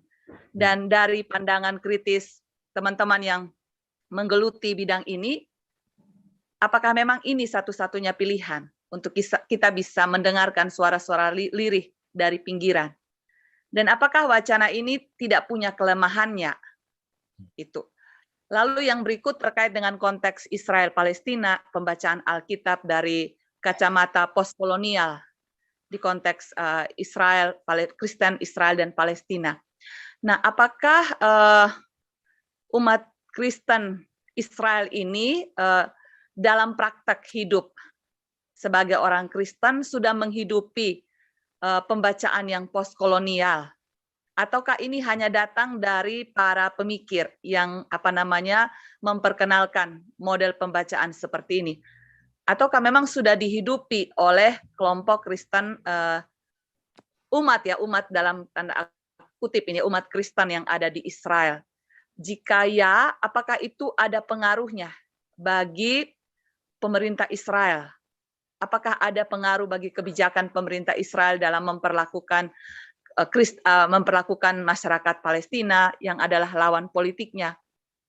Ataukah justru umat Kristen Israel ini terjebak dalam perspektif atau sebagai kaum, ini juga agak sulit ya, orang-orang yang menikmati privilege lah. Apakah mereka seperti itu, dan tulisan ini kritik, sebagai kritik terhadap kelompok Kristen yang ada di Israel? Itu. Semoga ini bisa dimengerti, Pak, pertanyaan saya. Terima kasih.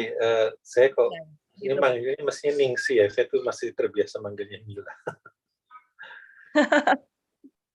Ya, terima kasih. Ini saya kira mewakili banyak pikiran kita di Indonesia ya. Nah, jadi saya senang dengan pertanyaan ini. Saya tidak bisa jawab semuanya, Mila. Jadi yang disebut dengan Kristen Israel dan Kristen Palestina itu berbeda. Kristen Israel itu termasuk gereja Armenia, gereja mana lagi? Gereja Ortodoks Timur yang orang-orang Yunani dan sebagainya ya. Itu kita harus bedakan, ada banyak karena karena Israel itu ada di Alkitab, jadi kayaknya semua gereja pengen punya wakil di situ ya. Ada gereja Ethiopia juga beda lagi. Jadi agak sulit untuk menjawab tentang kondisi kekristenan dalam sikap mereka terhadap pemerintah Israel. Saya pahami berdasarkan buku yang saya miliki ini ya, Israeli Society in 21st Century. Ya, saya kira selalu ada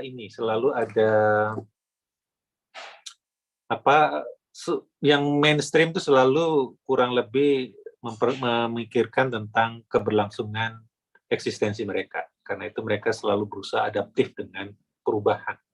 Ya, secara umum begitu. Tetapi kita harus sadar, dan ini buat teman-teman yang mungkin di hatinya begitu pro-Israel ya, ini bukannya jelek ya. Posisi saya itu sangat mirip dengan Naim Atik ya. Tidak mempertanyakan eksistensi negara Israel modern sebagai negara Yahudi, tetapi mendorong pada perdamaian dan keadilan. Itu posisi pribadi saya seperti itu. Jadi artinya menjadi pro-Israel itu bukan hal yang salah, tetapi perlu mempertimbangkan kenyataan ini. Nah, bagi teman-teman yang mungkin di hatinya itu pro-Israel, itu kekristenan di Israel itu tidak senyaman yang kita kira. Ya, apalagi dengan menguatnya kelompok Yahudi keras ya, Haredim namanya. Semakin lama semakin keras. Dulu Haredim itu menjauhi politik, sekarang Haredim pun punya wakil di Knesset, di parlemen, dan sangat mempengaruhi. Mereka senantiasa menegaskan perbedaan antara Yahudi dan non-Yahudi. Itu ditegaskan terus, dan akibatnya orang-orang Kristen menjadi terkena dampaknya. Dalam banyak hal sejauh yang sekali lagi saya belum melakukan penelitian secara spesifik soal ini. Dalam banyak hal kondisi orang Kristen di Israel itu mirip dengan di Indonesia lah. Dinamikanya tuh kuat sekali ya. Sulit untuk punya gereja yang aman dan nyaman. Nah, itu secara umum ya. Nah, kalau yang tadi saya bicarakan kan lebih spesifik kepada pengalaman orang Palestina, dan sekali lagi hanya pikiran-pikiran untuk memulai lah. Nanti kalau memang pengen tahu, kita bisa searching dan ada beberapa situs di internet, misalnya situs Kairos ya, yang digawangi oleh Mitri Raheb dan Naim Atik itu, lalu Elia Syakur juga itu adalah wajah kekristenan Palestina yang kita bisa coba pahami. Ya. Itu apakah mereka menghidupi, saya nggak tahu. Tetapi yang ingin saya garis bawahi, postkolonial itu adalah gagasan akademis. Ya, orang-orang penghayat, orang-orang Kristen sehari-hari ya nggak ngomong postkolonial sama sekali. Tapi saya yakin mereka mengamini banyak poin-poin penting bahwa suara mereka tidak didengarkan dan tidak dianggap ya karena mereka orang Arab, mereka dianggap sebagai antitesis dari Yahudi dan sebagainya. Itu saya merasa itu bisa diaminkan tanpa harus bicara pakai postkolonialisme. Nah, apakah postkolonial itu hanya satu-satunya cara? Jelas tidak. Saya sendiri tidak menganut pendekatan postkolonial. Saya menganut pendekatan frontier ya, yang lebih dinamis. Salah satu tantangan dari gagasan ini kalau Mila tadi bertanya, yaitu kategori itu meskipun dianggap dinamis, tapi yang disebut dengan colonizer dan ini seringkali fix gitu ya. Padahal itu berlapis. Tadi sudah saya tunjukkan. Di masyarakat Palestina sendiri juga berlapis. Dan beberapa tokoh yang tadi saya sebut itu laki-laki semua gitu. Ya, sedikit sekali yang perempuan. Nah, tentu ada alasannya. Kita nggak perlu berprasangka buruk ya. Tentu ada alasannya. Tapi menunjukkan bahwa itu tidak seutuh yang kita kira ya. Selalu ada dinamikanya. Tapi buat saya postkolonial sangat penting. Itu titik berangkat pendekatan yang kritis terhadap situasi. Itu pisaunya itu banyak gitu loh, tajam. Meskipun tidak harus sepakat ya dengan hal tersebut. Khususnya buat saya itu penting untuk dipertimbangkan postkolonial itu tadi dalam bahasanya Pak Lazarus, teman berdialog. Karena kita hidup di era yang berjejaring. Postkolonial yang paling powerful kalau dia tidak hidup dalam era berjejaring. Masyarakat yang terkolonisasi itu kan kalau postkolonial itu kan salah satunya wacana mimikri ya. Kita benci setengah mati sama orang yang mengkolonisasi kita, menjadi penjajah kita. Tapi di sisi lain kita juga cinta dan mengadopsi. Nah ini bisa kita lihat nih nggak usah jauh-jauh ke Israel Palestina. Di Indonesia saja kan begitu, banyak sekali gereja-gereja yang selalu bilang kita dijajah Belanda, tapi bangga sekali kalau punya farmnya itu nama Belanda. Dan bahkan dalam kasusnya Minahasa, dalam salah satu tulisan saya, itu teman-teman yang dari Manado tahu itu ya Minahasa adalah kasus positif acceptance of colonialism. Itu juga postkolonial bisa dipakai untuk mengapa kok mereka positif. Samratulangnya kan bilang, ya karena kami dulu hidup dalam kegelapan. Kolonial Belanda yang membawa kami ke dalam terang dan orang-orang Minahasa bangga sekali menjadi pembawa obor peradaban, menjadi guru di banyak tempat. Jadi itu dinamis ya, Mila. Mengapa penting sebagai teman dialog. Tapi sebagai pisau analisa menurut saya penting sekali. Disertasi saya sangat dipengaruhi teori postkolonial meskipun saya memakai pendekatan frontier ya, sempadan, hermeneutika sempadan, bahwa segala sesuatu itu bisa berbalik arah gitu ya, bisa kembali orang yang dikolonisasi ternyata lalu bersikap lebih kolonialis daripada kolonial yang dulu begitu. Ya. Di teman ICRS yang sekarang kan ada orang dari Korea Selatan, Kristen, dia bilang ya kami sangat berterima kasih dengan para misionaris Presbyterian dan Metodis yang membantu kami, dan kekristenan ini kan sangat di Korea Selatan sangat dibentuk oleh perjumpaan itu. Jadi mungkin begitu ya, ada banyak cara untuk melihat dinamika ini. Tapi mungkin begini, satu hal yang saya garis bawahi, setelah saya menyaksikan sendiri, memang buat saya itu powerful sekali analisa dari Mitri Raheb dan Naim Atik. bahwa wajah Israel itu wajah yang imperialistik.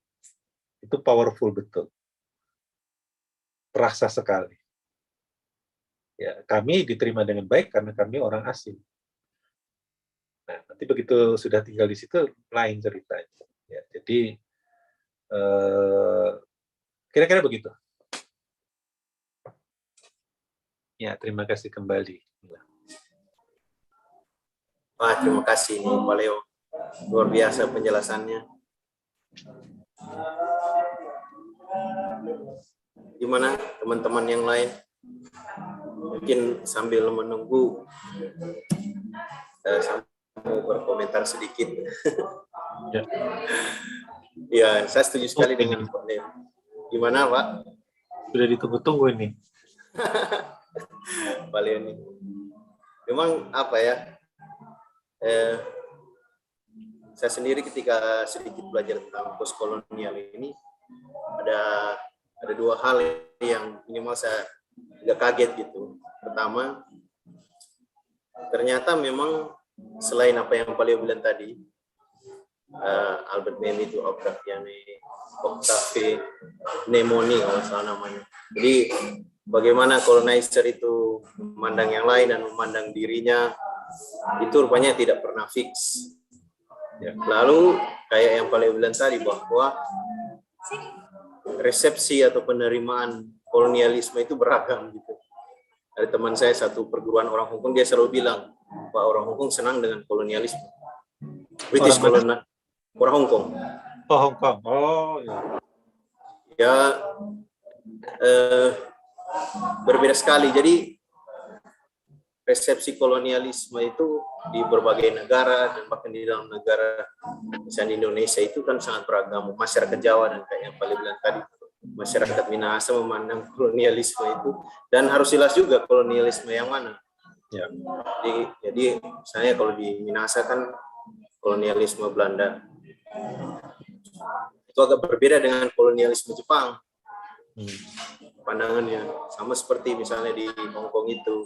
Mereka sangat dekat secara personal dengan British colonizer gitu. Jadi itu resepsinya. Dengan demikian apa ya?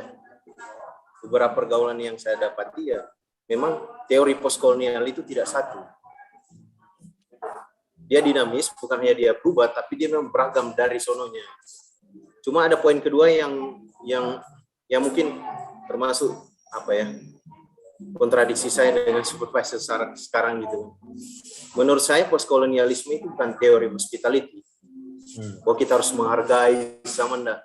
Tugas terutama kolonialisme itu adalah merubah academic field itu menjadi lapangan perlawanan. Field of resistance. Jadi tugasnya memang menggoncang dunia akademis. Kalau ada yang bilang, oh postkolonial itu cuma di dunia akademis, iya, karena memang tujuan awalnya menggoncang dunia akademisi, dan saya kira itu tugasnya sampai sekarang. Nah, sebuah teori perlawanan, karena ya kalau orang belajar sejarah kolonialisme kan dunia akademisi itu kan antiknya kolonial. Jadi pertama untuk mencengkram wilayah-wilayah jajahan ini kan mereka rekan partner yang utamanya kan dunia akademis, sehingga teori postkolonial ini hadir untuk menggoncang dunia akademis itu. Merubah kalau tadi merubah positionality dunia akademis dari berpihak ke colonizer ke colonized people. Jadi ini soal keberpihakan juga. Ya, dekolonisasi istilahnya ya. Iya, dekolonisasi, postkolonial. Ya ada orang yang memilih pakai istilah dekolonial yang postkolonial. Saya kira either or dua itu ya saya kira naturnya itu adalah teori perlawanan. Kita berpihak pada siapa dan kita akan melawan siapa. Sehingga ketika ada teori postkolonial yang dominan, lalu bilang, oh yang begitu, kayak dikit-dikit Spivak, dikit-dikit Baba, ya orang ya ditertawakan juga kalau kembali ke situ terus. Seakan-akan teori postkolonial itu ya itu aja. Itu sih yang saya kira menarik. Ada istilah Palestina yang mau dipakai, dan itu persis seperti yang Yan sampaikan soal mengguncang. Itu dalam bahasa Arabnya itu intifada. Nah, itu kalau mau jadi melakukan akademik intifada. Mengurungkan. Ya, itu istilah khas dari orang Palestina sekarang. Meskipun intifada terjadi di banyak negara lain, negara-negara Arab, tapi intifada yang trademark yang kita kenal kan dari kalangan Palestina. Kalau mau pakai istilah itu, ya berani nggak? Jadi Ya. presentasi Pak Leo ini intifada juga. Artinya kan Ya. ada semacam imaji kan. Imaji Iya. Palestina itu Muslim, lalu Israel itu Kristen, sehingga ada kontradiksi yang seperti itu. Nah, kenyataannya kan enggak. Nah, Pak Leo udah memperlihatkan presentasi ini. Ya, terima kasih. Ya, ini saya mau mengomentari Hana karena Hana menyampaikan isu yang sangat relevan. Nah, ini memang soal kan memang saya tidak tahu apakah teman-teman mengetahuinya kalau di Papua itu kuat sekali wacana pro Israel. Ya, ada beberapa pernyataan bahwa Israel itu sama seperti kesucian tanah Papua itu seperti kesucian tanah Israel, ya. Itu klaim-klaim semacam itu kuat sekali. Nah, ini memang tantangan yang besar sekali. Saya tulisan yang nanti akan terbit dalam beberapa bulan ke depan ini, penelitian saya tentang komunitas Yahudi di Indonesia, sayangnya dalam bahasa Inggris, ya. Itu menyinggung tentang Papua dan saya membuat tafsir. Salah satu faktornya karena kekecewaan luar biasa orang-orang Papua. Tapi ini tentu saja pandangan yang sangat terbatas dan saya kebetulan belum pernah. Saya berjumpa dengan kelompoknya waktu mereka mendirikan sinagoge Papua pakai izin dari Kementerian Agama, tapi yang Kementerian Agama Jakarta, lewat di Jakarta gitu ya. Itu menarik sekali dan lewat sinode Kristen. Karena kan tidak punya slot kan, Yudaisme kan tidak punya slot di Indonesia. Meskipun tidak dilarang, diterima, bahkan ada undang-undang yang memberi izin agama Yahudi untuk hidup, Undang-Undang PNPS nomor 1 ya, tahun 65 itu memberi izin agama Yahudi untuk hidup di Indonesia, tapi tidak ada slot dukungan pemerintah, karena kita hanya mendukung 7 agama, kan 6 di Kementerian Agama, 1 di Kementerian Pendidikan Kebudayaan.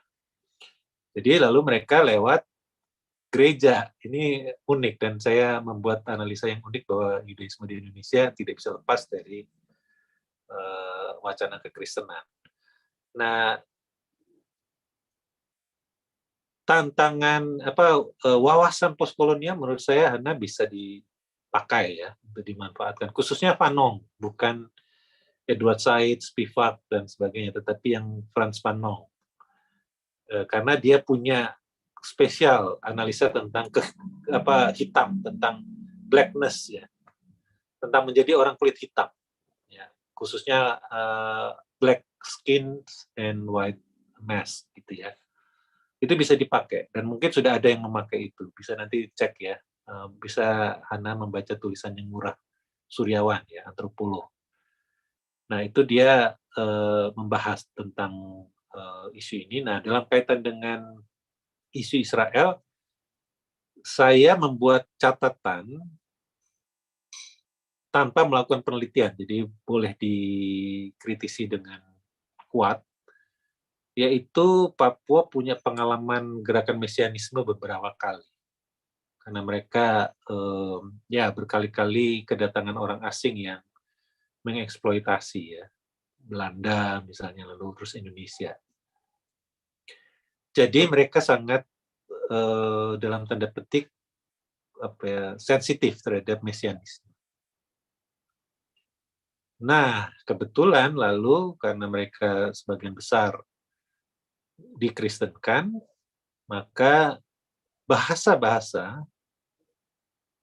kosakata Kristen itu menjadi cara lain untuk mengatasi tantangan diskriminasi mereka. Itu kekuatan agama ya, saya kira itu bukan soal Kristen. Agama itu menyediakan kosakata bagi kita untuk merespon tantangan hidup, maupun untuk mempunyai imajinasi baru. Ya, Mitri Rahab juga menawarkan begitu. Dia mengatakan, dia sangat menekankan ini, Yesaya 65, ya, yang bicara tentang serigala dan domba akan bersama-sama makan rumput. Jadi counterintuitif. Itulah imajinasi tafsir yang visioner. Ya. Nah, agama selalu menyediakan itu. Nah, ini dalam kasusnya Papua juga begitu. Maka mesianisme Alkitabiah itu menjadi jalan lain. Dan karena kebetulan ada beberapa rabi yang saya tahu dari Amerika yang menggarap mereka juga lewat komunitas di Jakarta dan di Jawa, gitu ya, di Manado, di Ambon juga ada.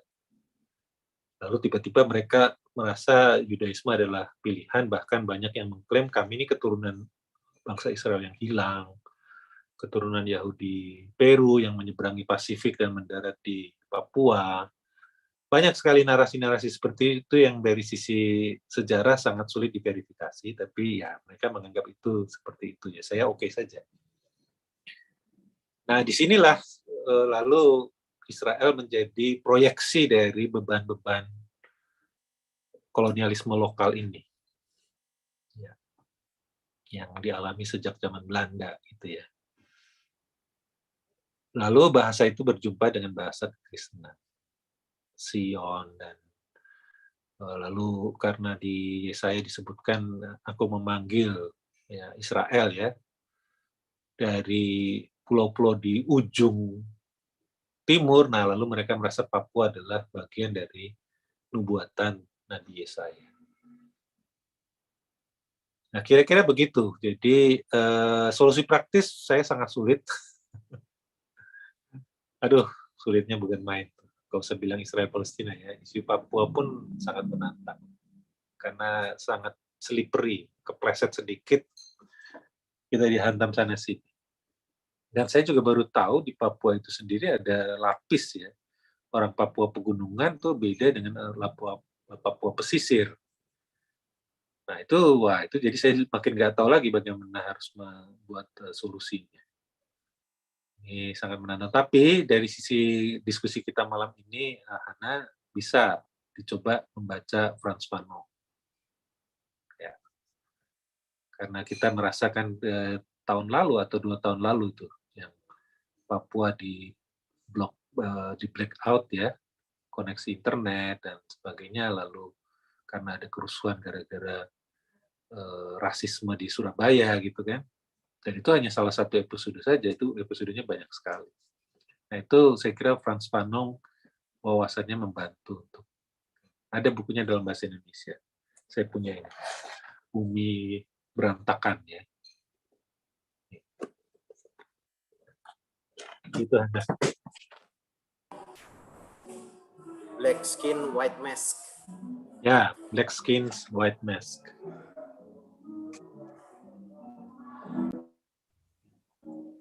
Halo, Pak Leo. Oh, Pak Lazarus, silakan Pak. Silakan. Apa kabar? Iya, ini lagi mau siap untuk persiapan eksamen hasil 2 nanti ini, minggu depan rencananya. Oke, puji Tuhan. Ya, bagi saya menarik ini, Pak. Ya, memang tadi saya tidak ikut dari awal. Tapi bagi saya yang saya juga paham adalah bagaimana kita keluar dari perbudakan teorinya orang. Atau cara berpikirnya orang, cara menafsirnya orang, itu yang saya paham dari ini menurut saya. Karena didasari bahwa setiap teori, setiap tafsiran itu sifatnya subjektif, dibangun pada konteks yang unik gitu. Nah kemudian ketika kita pakai secara langsung dia menghegemoni kita gitu. Nah lalu bagaimana untuk kita keluar? Memang ini kita harus kritis terhadap teori itu sendiri. Lalu kemudian kita coba menggunakan teori sebagai alat untuk menganalisa konteks kita. Seperti tadi yang Ibu Hana katakan di Papua, itu memang harus begitu. Baru kita bisa menemukan wacana baru yang lebih accommodate, yang lebih bisa merangkul keunikan kita di Indonesia misalnya gitu. Apa kira-kira begitu, Pak Leo gitu? Ya, ini Pak Lazarus membuat pertanyaan yang sulit sekali ini buat saya ini.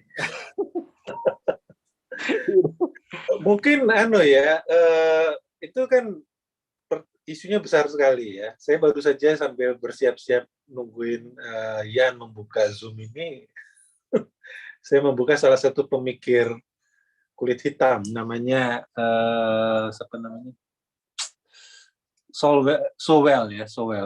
Richard Sowell.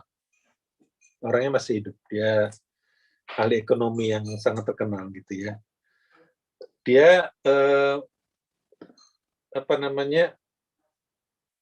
Saya mau bilang apa ya kok jadi lupa. Dia bilang yang berkaitan dengan ini adalah, oke, saya lupa kata-kata yang bisa dikaitkan. Tapi mungkin saya kira tidak ada jawaban yang, sorry, saya jadi ingat. Jadi Sowell ini orang yang karena dia orang kulit hitam dan dia pada zamannya itu sangat sedikit yang bisa sampai doktoral ya, pakar ekonomi lagi, dia pakar ekonomi yang diakui, paling sedikit di Amerika Serikat. Dia itu dia berasal dari old school lah dalam bahasanya saya ya. Orang yang old school itu kan begini Pak Lazarus, zaman dulu itu kalau mau sekolah, kita harus baca buku babon sampai habis dari ujung depan sampai ke belakang. Sampai indeks itu harus dibaca habis dan paham dengan bacaannya. Banyaklah dari guru-guru kita itu adalah lahir dari semacam itu ya. Di teologi jelas banyak sekali yang tokoh-tokoh yang sangat kuat pada itu. Akibatnya memang akan selalu bertanya, itu pandangannya si Anu bagaimana gitu, karena dia sudah baca sampai habis. Nah, dia mengkritik, Sowell ini mengkritik bahwa dunia akademik makin lama makin mudah, makin dibuat ringan. Apalagi di Amerika ya, beda dengan kalau kita studi di Eropa ya, di Belanda misalnya. Kalau di Amerika itu kan modelnya course reader. Jadi ambil pikirannya Marx, ambil pikirannya Weber, ambil pikirannya Durkheim, itu kalau belajar sosiologi. Ya, tidak seluruh bukunya dibaca, tapi ambil petilan-petilannya. Sama seperti saya, Fanon, saya hanya membaca di bagian yang kolonialisme, tentang apa namanya.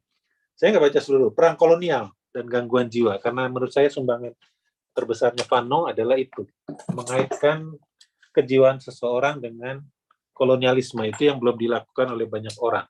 Ya. Orang hanya merasa bahwa ada penindasan secara ekonomi, penghisapan secara ekonomi, diskriminasi secara politik, tapi Fanon menunjukkan bahwa itu sampai mempengaruhi jiwa orang, sampai mempengaruhi cara berpikir orang. Nah, saya membacanya ya bagian itu, saya nggak membaca seluruh bukunya, buku itu. Nah, itu dikritik oleh Sowell. Nah, itu juga kritik kebanyakan orang yang mengatakan Anda pindah-pindah teori itu karena sebetulnya malas membaca gitu. Ya. Nah, ini tantangannya di situ Pak Lazarus ya. Kadang-kadang kita bilang karena saya mendengar yang Pak Lazarus sampaikan itu sejak saya ambil S2 di UKDW itu sudah mendengar kata-kata itu dari dari 1-2 dosen, beberapa ya, 1-2 dosen yang mengatakan begitu. Kita harus membangun teologi kita sendiri. Tapi gimana kita sendiri tidak punya tradisi intelektual yang kuat, kita tidak punya tradisi membaca yang kuat. Pada akhirnya kita harus mengandalkan sistem yang sudah mapan. Nah, itu tawaran postkolonial. Yaitu lalu kita mengkritik dari dalam sistem berpikir itu. Bukannya postkolonial sih, sebetulnya dari Foucault sendiri begitu. Kalau mau mengkritik sebuah wacana, ya berada dalam logika wacana itu. Ya. Karena apa? Bukan soal kebanggaan kita ya, kita punya teologi kita yang mandiri. Saya kira semua teologi lokal atau teologi setempat, teologi regional tertentu itu hampir pasti dibangun dalam sistem berpikir yang sudah mapan. Ya. Nggak ada yang langsung dari nol. Mengapa? Karena menurut Foucault, kekuasaan yang menciptakan hegemoni itu bekerjanya sangat halus. Orang kan selalu bilang kekuasaan itu ditunjukkan lewat pamer kekuasaan, lewat kekerasan, lewat struktur, lewat sistem yang mengikat. Itu hanya manifestasi, tapi sistem kekuasaan yang paling hebat adalah yang lewat cara berpikir, lewat pilihan rasa, itu kan Bourdieu kan begitu, sampai taste kita pun yang kita sebut enak dan tidak enak itu bersifat hegemonik. Nah, jadi sangat sulit mau membuat responnya harus lewat hegemonik itu. Nah, saya sendiri, Pak Lazarus, secara pribadi tidak mempersoalkan itu. Hegemoni itu harus diterima sebagai kenyataan, apalagi di dunia akademik. Yang saya lebih mendorong, khususnya teman-teman mahasiswa adalah berpikir jejaring, karena saya sangat dipengaruhi oleh Latour. Postkolonialisme, pasca kolonialisme itu bagus sekali, tetapi ya itu tadi ada tantangan-tantangannya sendiri, ada keterbatasan sendiri. Nah, buat saya, postkolonialisme plus jejaring itu powerful sekali. Jejaring itu maksudnya gimana? Kita melihat sebagai relasi-relasi. Ya. Mengapa kalau buat saya itu, kalau saya belajar, itu selalu mengetahui genealoginya. Fanon itu muridnya siapa, dia dipengaruhi oleh siapa. Karena saya selalu melihat sebagai jejaring-jejaring wacana dan teori. Kalau Pak Lazarus lihat, penelitian saya itu kan dari ujung sampai ujung. Penelitian sejarah ya ada, teologi sedikit, paling banyak religion online. Nah, itu sangat teorinya saya bebas sekali. Kadang-kadang saya pakai sosiologi, kadang-kadang saya pakai hermeneutik. Saya tidak punya loyalitas pada satu pendekatan. Itu yang namanya taktik dan strategi. Menurut Michel, ya, taktik dan strategi menurut Certeau ya. Michel de Certeau. Itu jauh lebih penting, Pak Lazarus. Alih-alih kita menggeser hegemoni siapa gitu. Karena mengapa itu sangat sulit digeser? Ya karena hegemoni. Hegemoni itu kan menganggap yang ada itu sebagai sesuatu yang normal, alamiah. Memang harusnya begitu. Nah, hegemoni Zoom ini kan udah jelas. Kita berada dalam hegemoni Zoom nih. Ada satu tulisan yang akan diterbitkan Paulus, tulisan saya itu tentang Zoom. Itu hegemoni. Zoom itu kan sebetulnya tidak cocok untuk pertemuan kita, karena Zoom itu dibuat untuk korporat. Makanya ada breaking room dan sebagainya. Bukan obrolan kita versi digital dari obrolan kita di kafe gitu, enggak. Nah, tapi kita menganggap itu sudah hegemonik kan. Yuk kita Zoom. Ya, kita harus menanti-nanti dibukain dan sebagainya. Itu model korporat. Itu kita nggak sadar seperti itu. Nah, saya sudah melangkah lebih jauh, bukan mempersoalkan hegemoniknya, tetapi bagaimana cara berpikir kita yang modelnya jejaring. Karena era kita itu sebetulnya kan era jejaring. Kita itu kan berada dalam network society. Ya, jadi tidak harus loyal lah pada satu teori. Mungkin begitu Pak Lazarus saran saya. Pakailah, nah tapi untuk Pak Lazarus harus pakai teori yang jelas, Pak. Pokoknya begitu lulus, habis itu bebas, Pak. Yang penting lulus dulu. Oke, baik. Terima kasih, Pak. Ya, gitu. Yang penting lulus dulu. Teori yang pakai ada, pakai sampai selesai.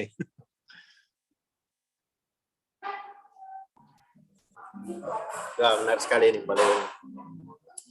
Gimana teman-teman lain? Nggak usah dipaksakan ya, teman-teman. Kalau nggak ada pertanyaan, nggak usah. Saya masih kolonial soalnya, jadi saya harus menekan mereka. Harus mengarahkan ya, harus membingkai. Jelas.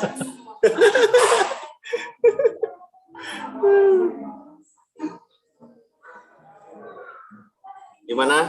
Kalau sudah oke semua? Ya. Saya nambahin sedikit ya, Yan. Ya, silakan. Pak Lazarus, mungkin kalau kita lihat, nah, juga sekaligus Mila tadi tentang apa sih kelemahannya, pokoknya kalau kita baca teori jangan membaca secara hierarkis. Bacalah secara heterarkis. Kita sebagai manusia sosial tidak mungkin lepas dari struktur. Ya ada orang yang mengklaim ya bebas aja, nggak perlu moderator, oke, tapi itu tidak pernah menjadi mainstream. Saya orang mainstream lah, saya orang kebanyakan, saya nggak istimewa banget gitu ya. Jadi saya tetap butuh hierarki, saya tetap butuh struktur. Nah yang kita perjuangkan adalah heterarki, Pak Lazarus dari Mila. Postkolonial hanya salah satu hierarki pengetahuan. Kita masih punya hierarki pengetahuan yang lain lagi. Nah itu yang saya kira lebih, dan mengolahnya menjadi sesuatu yang baru. beberapa pemikir hebat karena mereka mengolah dari banyak sumber. Ya. Yan misalnya Yan ini canggih sekali dia. Dia teorinya banyak sekali dia pakai.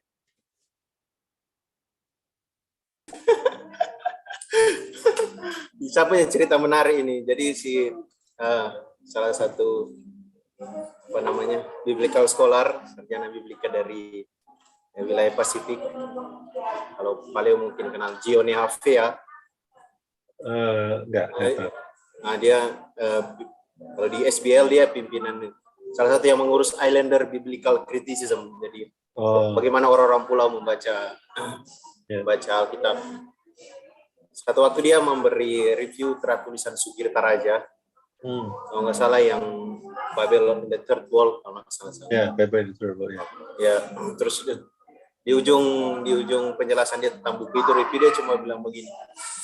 Cara kita menghormati guru postkolonial, dalam hal ini Sugirta Raja, adalah keluar dari hegemoni dia gitu. Harus memberontak dari dia. Jadi kalau cara postkolonial ya resistensi lawan gitu. Ya kalau kita mendengar Paleo, kita menanti teman-teman lain akan melawan pemikirannya Paleo kan. Iya. Betul. Nah ini Paulus ada raise hand, silakan Paulus. Mungkin sebelum selesai. Nah, kemarin waktu saya tes di STF itu sebelum akhirnya ke UKDW itu kan tes di STF, saya dapat rekomendasi untuk disuruh pindah ke UI seperti itu. Berguru sama karena kebetulan rencana disertasi saya kan SPIVAK sih itu kan.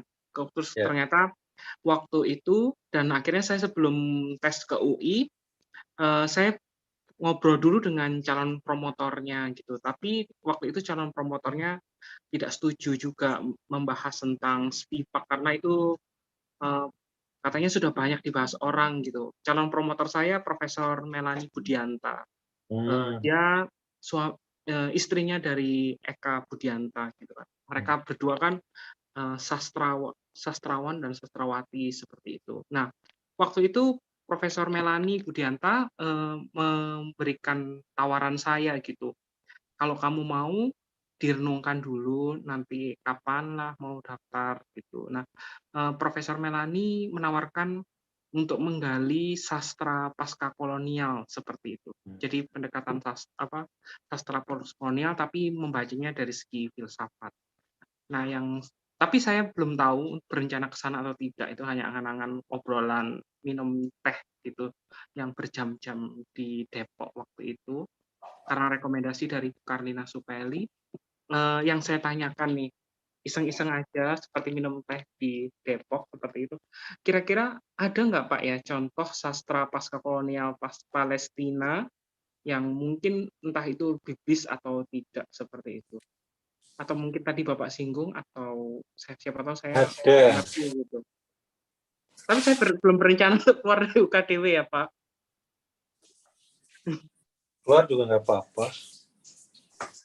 Jangan. Ada, sebentar. Saya kayaknya punya.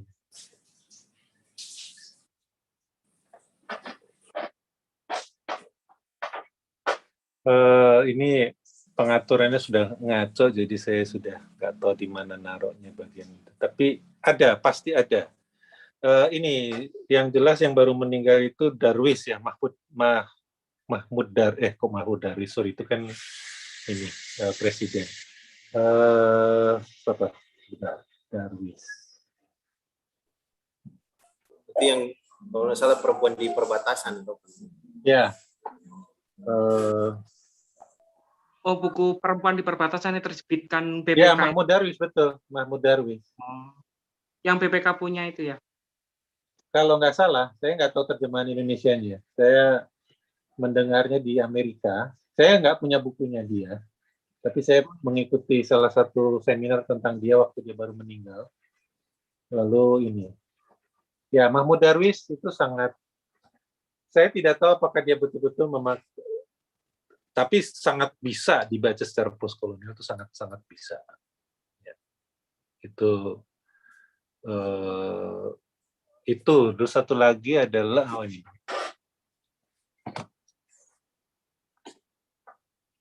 Nah ini, Sahar Khalifah, The Inheritance, ini juga menurut saya bisa dibaca secara postkolonial. The Inheritance, ya, ini juga bisa saya kira. Inheritance. Ya, The Inheritance, ya.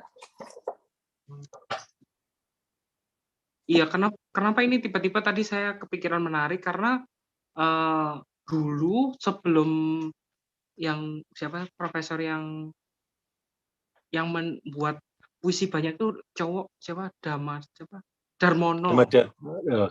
Sapardi. Djoko Damono. Ya.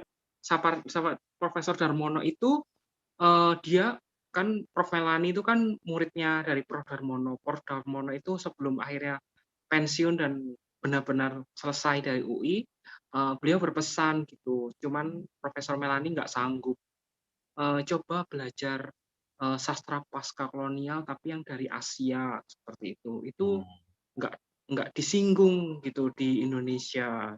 Kebanyakan dari mana Amerika atau Eropa, karena kebetulan kan Prof. Melani itu kan studinya kalau nggak salah di Amerika, di Cornell atau di mana, saya lupa.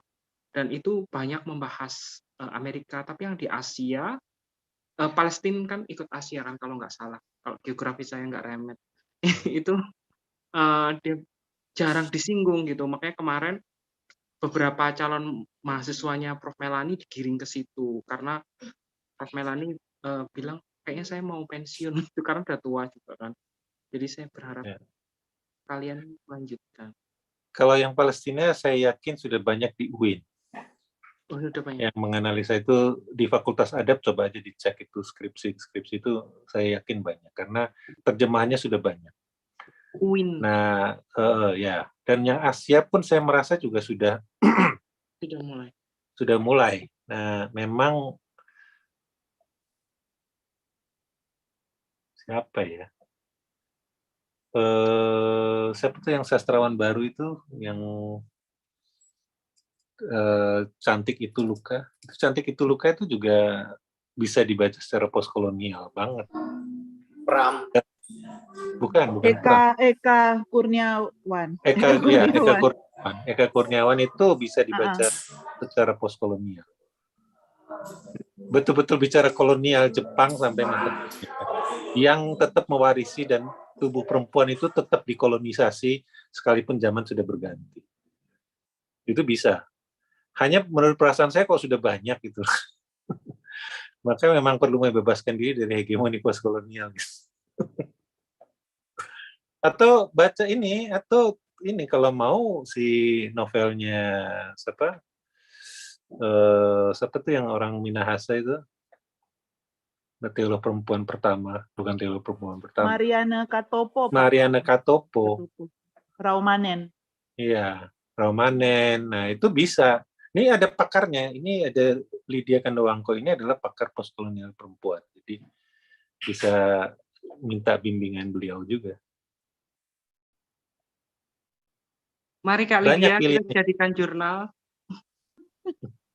Masih belajar, Paulus, masih jauh. Jadi banyak peluangnya sebetulnya. Saya merasa perlu membaca postkolonial kalau masih mau pakai istilah itu ya. Sekali lagi saya kan nggak ke arah sana. Saya membacanya dari sempadan. Segala sesuatu dibaca dari dinamika. Karena postkolonial itu bicaranya center dan periferi. Jadi itu yang menjadi, ini kembali ke Mila. Apa sih kritiknya? Ya itu salah satunya. Karena bicaranya center dan periferi. Jadi center periferi itu orang marginal tuh selalu merujuk ke pusat gitu. Pengen seperti itu. Nah, saya sempadan itu tidak center periferi, tapi keluar dari diri. Nah, karena yang dilihat tuh di luar, karena dia harus berjumpa dengan orang lain. Maka di sempadan itu bicaranya tentang kosmopolitanisme, kosmopatriotisme, yang tulisan-tulisan saya lah yang pakai judul kosmopolitan tuh pendekatannya ke sempadan. Meskipun saya sangat dipengaruhi oleh postkolonial, ya. Tapi saya membebaskan diri dari beban harus ada pusat dan margin, dan kita yang di tepian harus melihat kepada pusat dan mengkritik yang di pusat terus. Ya, buat saya pusat dan margin itu berada di sempadan, bukannya di betul-betul pusat gitu. Itu yang saya saya dinamikanya ke arah sana kalau saya. Tapi banyak kok, Paulus, banyak sekali. Menurut saya sih sudah terjadi kok yang pendekatan postkolonial terhadap sastra Asia.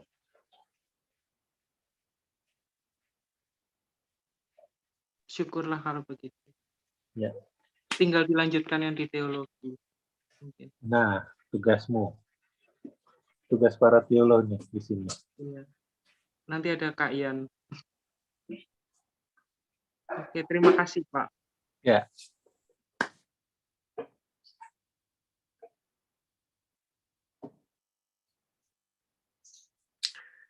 Gitu ya, saya kira mungkin sudah Oke. di timur sudah malam sekali ini. Ya, oke. Terima kasih teman-teman yang sudah hadir. Yang bosan-bosan join dengan Ombak, apalagi karena ada Paleo di dalamnya ini. Banyak pakar di Ombak ini, tapi yang paling pakar itu Paleo. Jadi silakan, jangan lupa ya hadir lagi di Ombak. Terima kasih semua. Sampai jumpa di lain waktu. Terima kasih semuanya. Terima kasih ya, Pak. Terima kasih. Terima kasih.